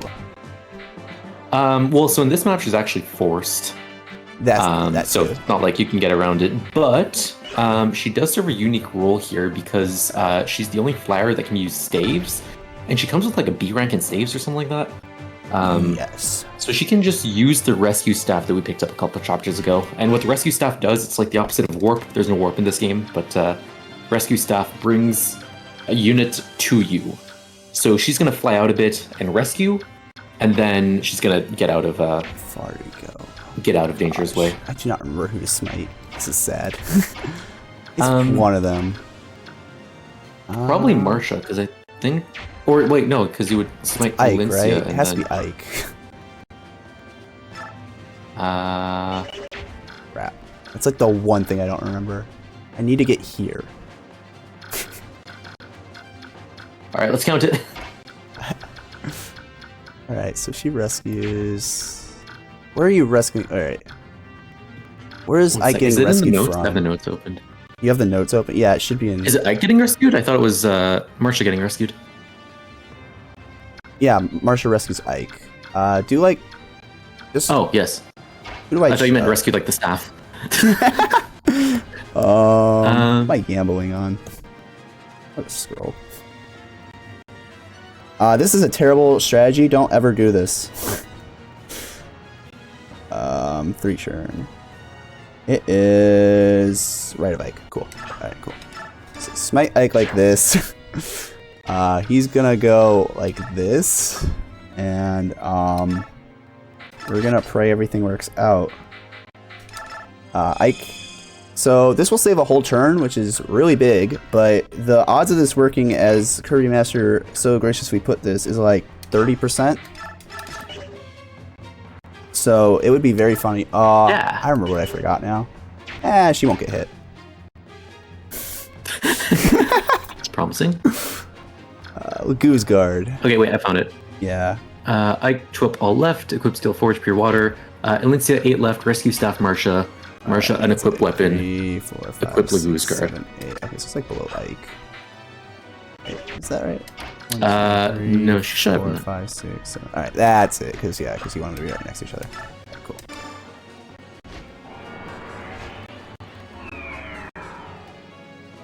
I never remember how rescue works in this. Because it's so weird. Alright, cool. Yeah. I Unequip don't. weapon, equip Lagoose Guard, rescue Ike. What's a Lagoose Guard? It's like this. It's like one. It's like here. 5 up all left, Yeah. That I remember it right. because it's like that weird L shape from there. Alright. Okay, I actually don't know this strat, so I will read up on this and then pretend I know about this. So we don't use Savior, which is really scary. And we're banking on. So do you know what skill the boss has here? I do not actually. It's the one that like decreases your like hit rate and your crit rate by a bunch. Okay. Marsha can't naturally one-shot him, and that's what loses so much time. She has to like drop Ike and then enemy phase him and then kill him the next turn. However, if we crit him, we can actually get around that. And so what we're doing here is we're foregoing Savior, and we're saying, what if we just like gambled it all with the gamble skill? What if we just gambled? Gamba, gamba, gamba. And as you can see, we don't even have time to heal, so we might just... you're going here. Don't die, Marcia. She's fine. It would have been nice if I had the Lagoose Guard. Oh, yeah. Okay. She's probably fine. You know, if this works, this would be... I don't know if I've actually successfully ever done this in a run. How many times have you gone for it? I think I did it once, because it was like a really bad run, and I'm just like, oh well, go for it. She's got a lot more dodging to do.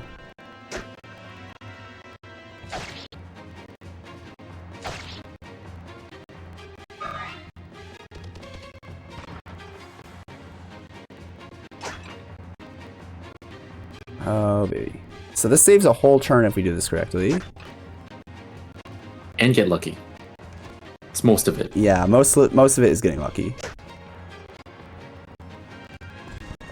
I did watch Curry Master's world record run, and he said the only thing that could have been done better is if I did the gamble strat, but I'm not doing that.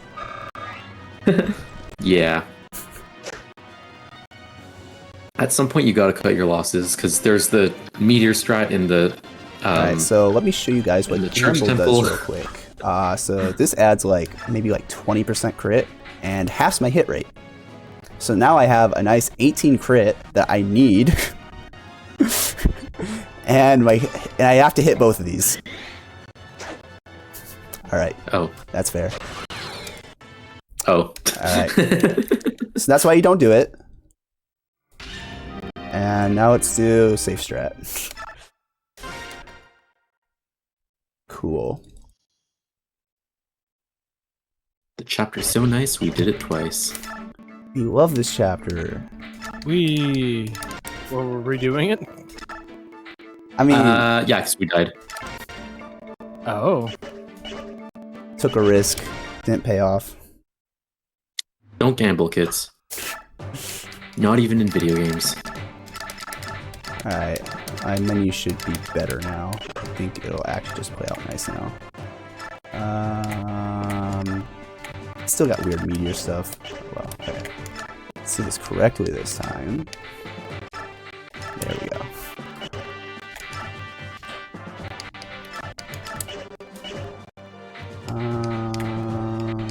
You got trade. This is gonna be messed up. Because yeah, she's over here. Right, and I'm gonna do that. Just like all the way to the bottom.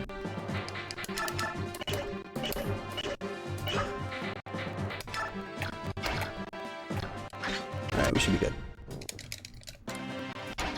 Alright, so this one puts all the risk of dying onto Ike, and we like that risk.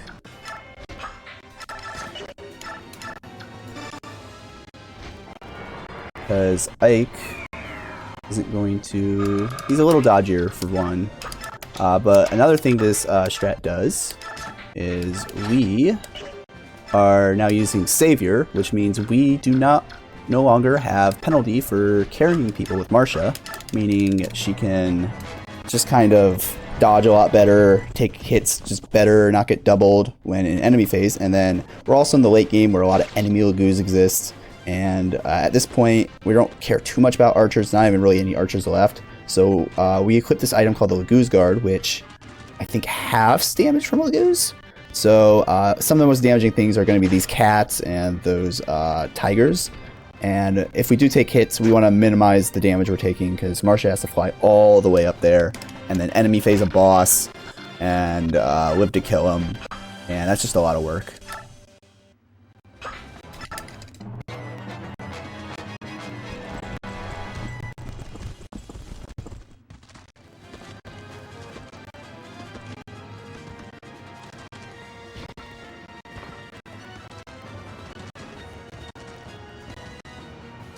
Yeah, this certainly is. This sure is FE9 enemy phase. My favorite one is where it's just Ike in the middle of this field, just surrounded by enemies at like 1 range and 2 range. We'll get there. It's about to happen.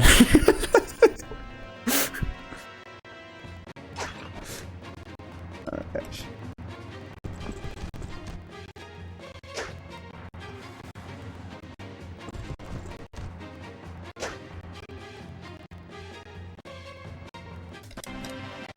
Alright.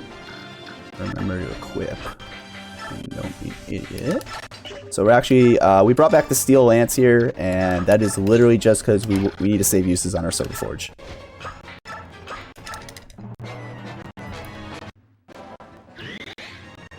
So since we know we can't one-shot him, we're gonna let him hurt himself a little bit first on enemy phase and then kill him on player phase. Alincia is gonna canto into a... Ike just has to dodge literally the entire world.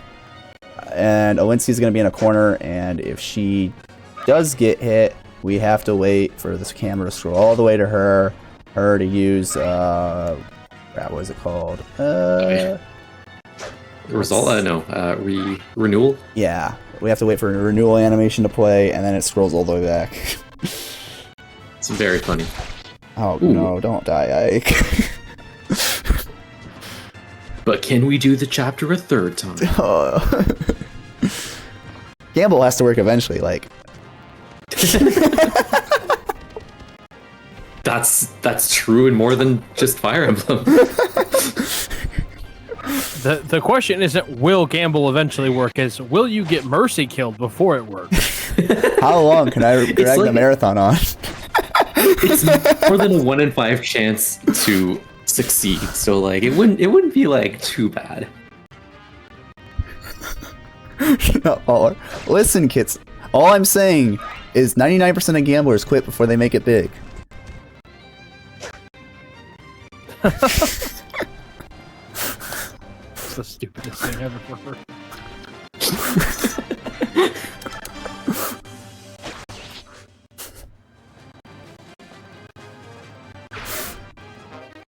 We will not be playing this chapter for a third time, unfortunately.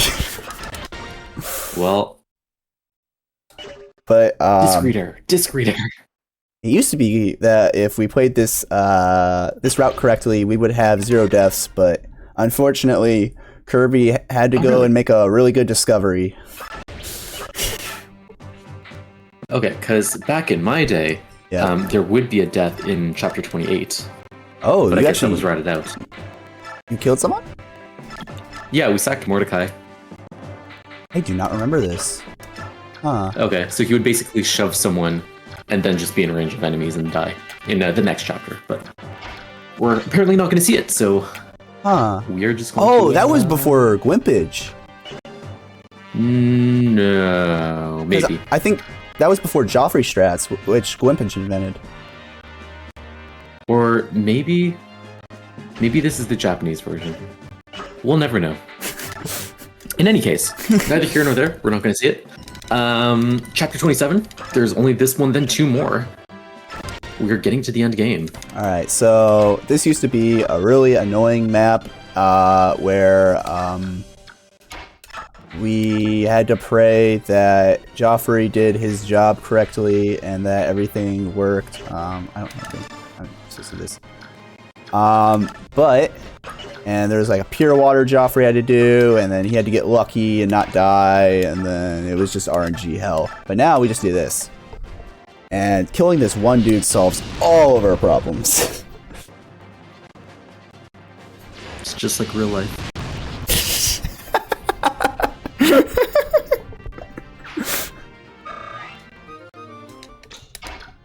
And now all we have to do is equip this amazing item that called the Night Ward that never returns in any other Fire Emblem game, and like maybe heal if we get unlucky. Because Bastion not only killed Joffrey's biggest issue, but he's also nicely distracting all the enemies on the first turn, so Joffrey doesn't have to worry about taking initial damage. There you go. All the Bastion fans are rising up. Bastion fans look away. Hey, he did more for the good of the run than like half the cast, so... This is true, yeah. I am currently working on an all recruitment route, and I think it would be cool. Ooh. So we got a door key. Definitely. Not Dorcas, we got a door key. And you're going to use that right here. And yay, door key did its job.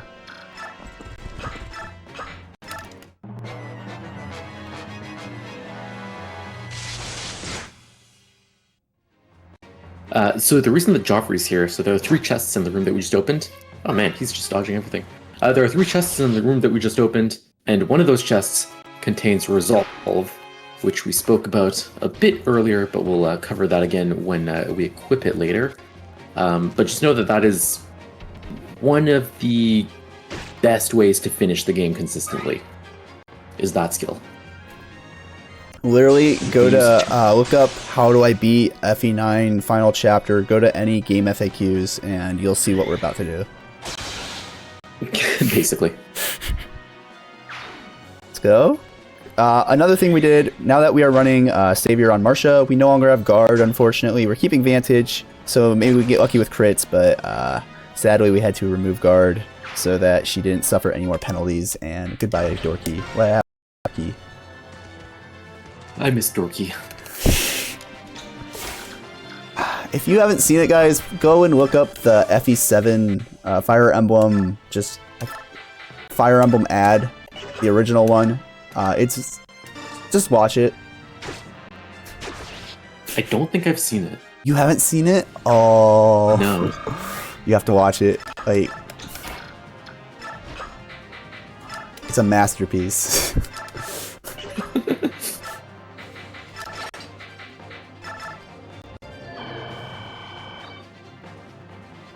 I don't know what it has to do with Fire Emblem, but it's very funny. Oh. I'll put it on the list. So we traded the door key out for a chest key, and Joffrey took that chest key. And based on how many Brave Lances we have, we can save milliseconds. The Brave Lance uses we have left, we can save milliseconds. And also, I guess I didn't mention it, they thought it was a good idea to add a miracle boss this late into the game. So this is the final miracle boss. Yay. Holy crit. Let's go, Marsha.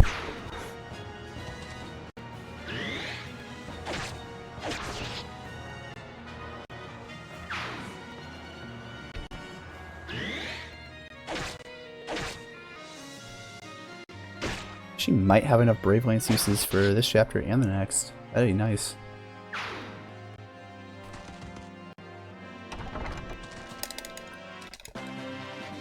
Alright.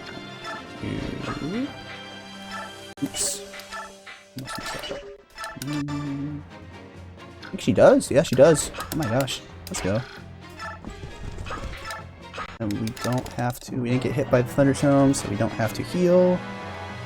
And Joffrey's just kind of chilling, thanks to that Night Ward, and killing that one guy.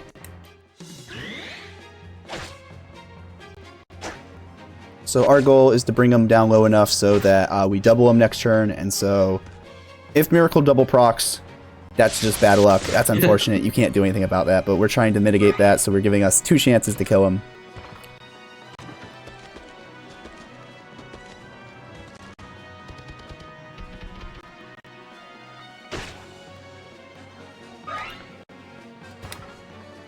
Yeah, at least Miracle needs to trigger twice here for him to survive. It's not like other bosses, it's just one, but this one he actually needs to I go think out of his way to screw you Enna over. twice, as long as you don't miss. It should be Enna twice also.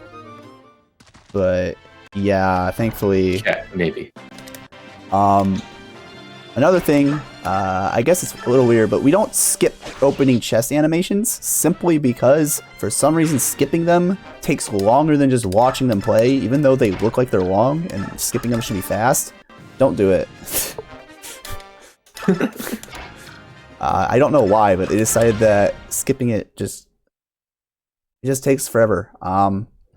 So yeah, this is like the toughest fight in the game, so we're just not going to do it. Love that.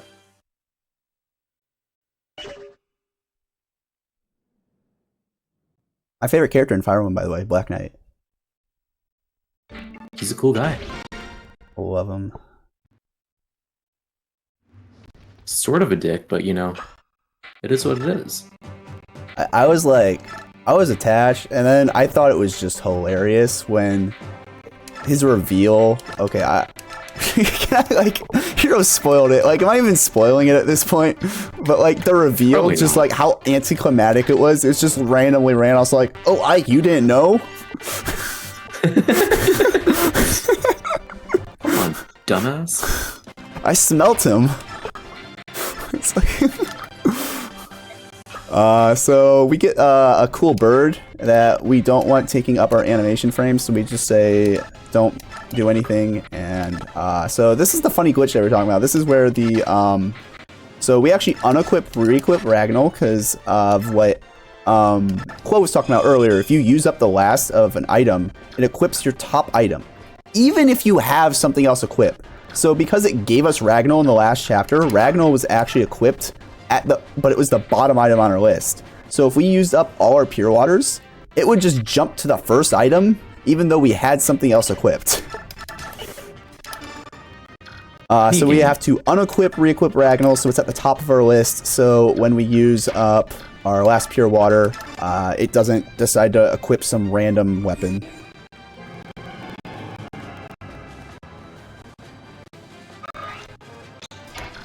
And then this is just going to be the flight of Marcia, and Joffrey comes and runs away.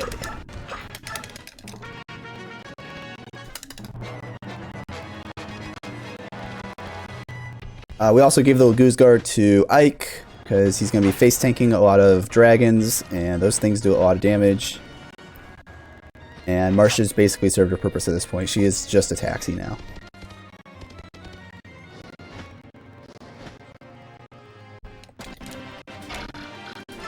Right.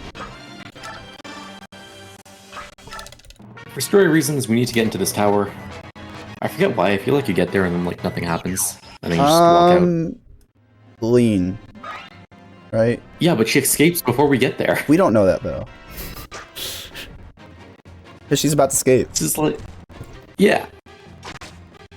It's Basically, really funny it's the filler because chapter in the yeah, game. because this isn't like this tower is important, but not in this game. It's important in FE10. Yes. And this boss is Basically, like this is yeah. no one cares about him. No, not really.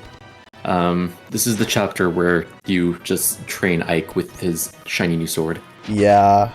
This is the point of the game where they're like, okay, your units are broken. Have some fun with them. I guess we didn't talk about it, but Ike did get a sword which is called the Ragnall. Yep. It does not have any durability, so it'll never break, and it can also hit at 2 range. 1 to 2. So if an archer goes to hit him, he can counterattack. Yeah, 1 to 2 range. He can also attack up close as well. You just get it 2 chapters from the end of the game, and you know can't really use it, but that's fine. Super high might, defense +5. Basically, at some point, they're like, what if instead of giving you like broken units at the end, we like made the protagonist broken at the end after making him like a pain to use the entire game? And then they're like, okay, but what if we did that and then gave him a broken unit at the end anyway? What if your Ike sucks and you can't finish the game, so they just give you this sword? For the FE6 fans, I just got the Binding Blade.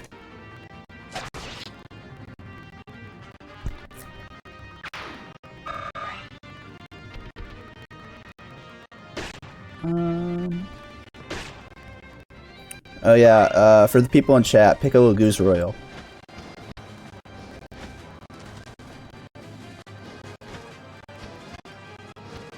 You need to name them by name. Yeah, like I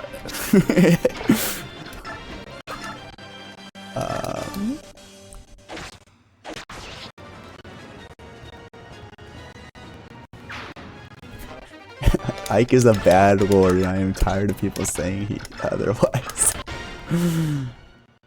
Your bad lord got him. Oh, yep, a savior. Ike was a good lord when this game came out, but every lord since then has been ridiculous. All right, who's the worst lord in your opinion? And why is it Mickey? I was gonna say Nasala. No, Lord. Oh, never mind. I thought you meant- yeah, never mind. Okay. Yeah, probably Micaiah. It's either Micaiah or like Or Erica. Roy. Yeah, maybe Erica. Erica Fire Emblem. Am I doing fast Lynn? strat? I hate doing the backup strat. Doesn't even work. Yeah, I'm just gonna do fast. Oh, I didn't deselect miss. Run away. Oh, well, that's okay. Yeah, she'll be fine. If she dies, that's too bad. Nothing's right here. Just like. There you go. I think you're supposed to like I think you're supposed to deselect her for like a cutscene, but I don't know. Maybe. I'm not sure. We'll figure that out later. Hopefully never. You come here. Use this. So we gave Ike Wrath Resolve, and he's reached his final form. Yeah. So Resolve, we spoke about it briefly. If he's under half health, he's going to get a 50% boost to strength, speed, and skill. So he's going to hit a lot harder and a lot faster and more accurately. Wrath is really interesting. So first of all, one thing that's really important to know with this boss and also the Black Knight is that they just have plot armor, literally, where they cannot get critical hits. But for some reason, the Wrath skill sort of overrides that, and you can crit them. So what Wrath does is that if you're under half health, which is the same thing with Resolve, which is why they pair well together, if you're under half health, you will get a 50% chance extra to crit. Or in this case, 50% at all, because you have 0% chance to crit, and then Wrath gets put in effect. So it's basically a coin flip, but not only is it a coin flip, you also need to get hit by Ashnard to actually get in Wrath Resolve range. Who's the worst playable unit in this game? Lucia. She's a swordmaster that gets super late. She's worse than Mia, and you don't even use Mia at this point of the game. Okay, so what needs to happen is that Ike needs to get hit here, and then Ike needs to crit Ashnard. He has 2 shots to crit him. Okay, that's really bad. Unfortunate.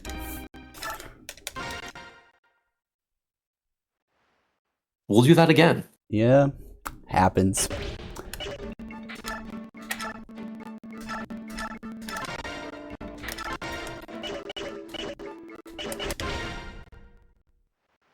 So yeah, Ike gets too dodgy sometimes. Another thing that, so, like we were saying earlier, we don't really like using Alencia because she's an additional lose condition. Every time we deploy her, we are like deploying someone who, if they die, like it's game over. There's nothing we can do about that. However, there are so few staff users in this game. Like the only way you're actually getting a staff user in this game is you have to promote someone, because they made sure everyone who could get staffs on promotion doesn't have it, and they give you a singular main staff user outside. That she is quite literally the only unit that can use rescue on just like at base.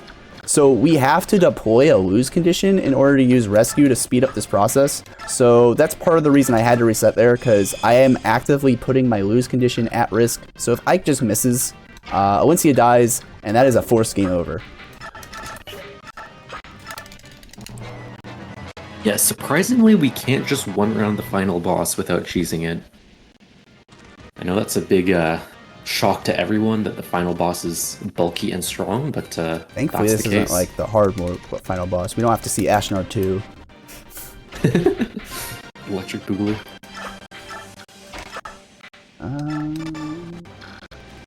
Also, that sleep, we have to Pure Water Ike, otherwise he's going to be the target of that sleep, and if that sleep hits, that's just sad. There is a safety strat you can do where you sacrifice Tanith and Alencia can survive, but the reason I say the backup strategy doesn't really work is because you still have to like, Alencia still has to take 1 hit, you have to canto away, watch a bunch of animations, and it's just like, I don't honestly think it saves any more time than a reset.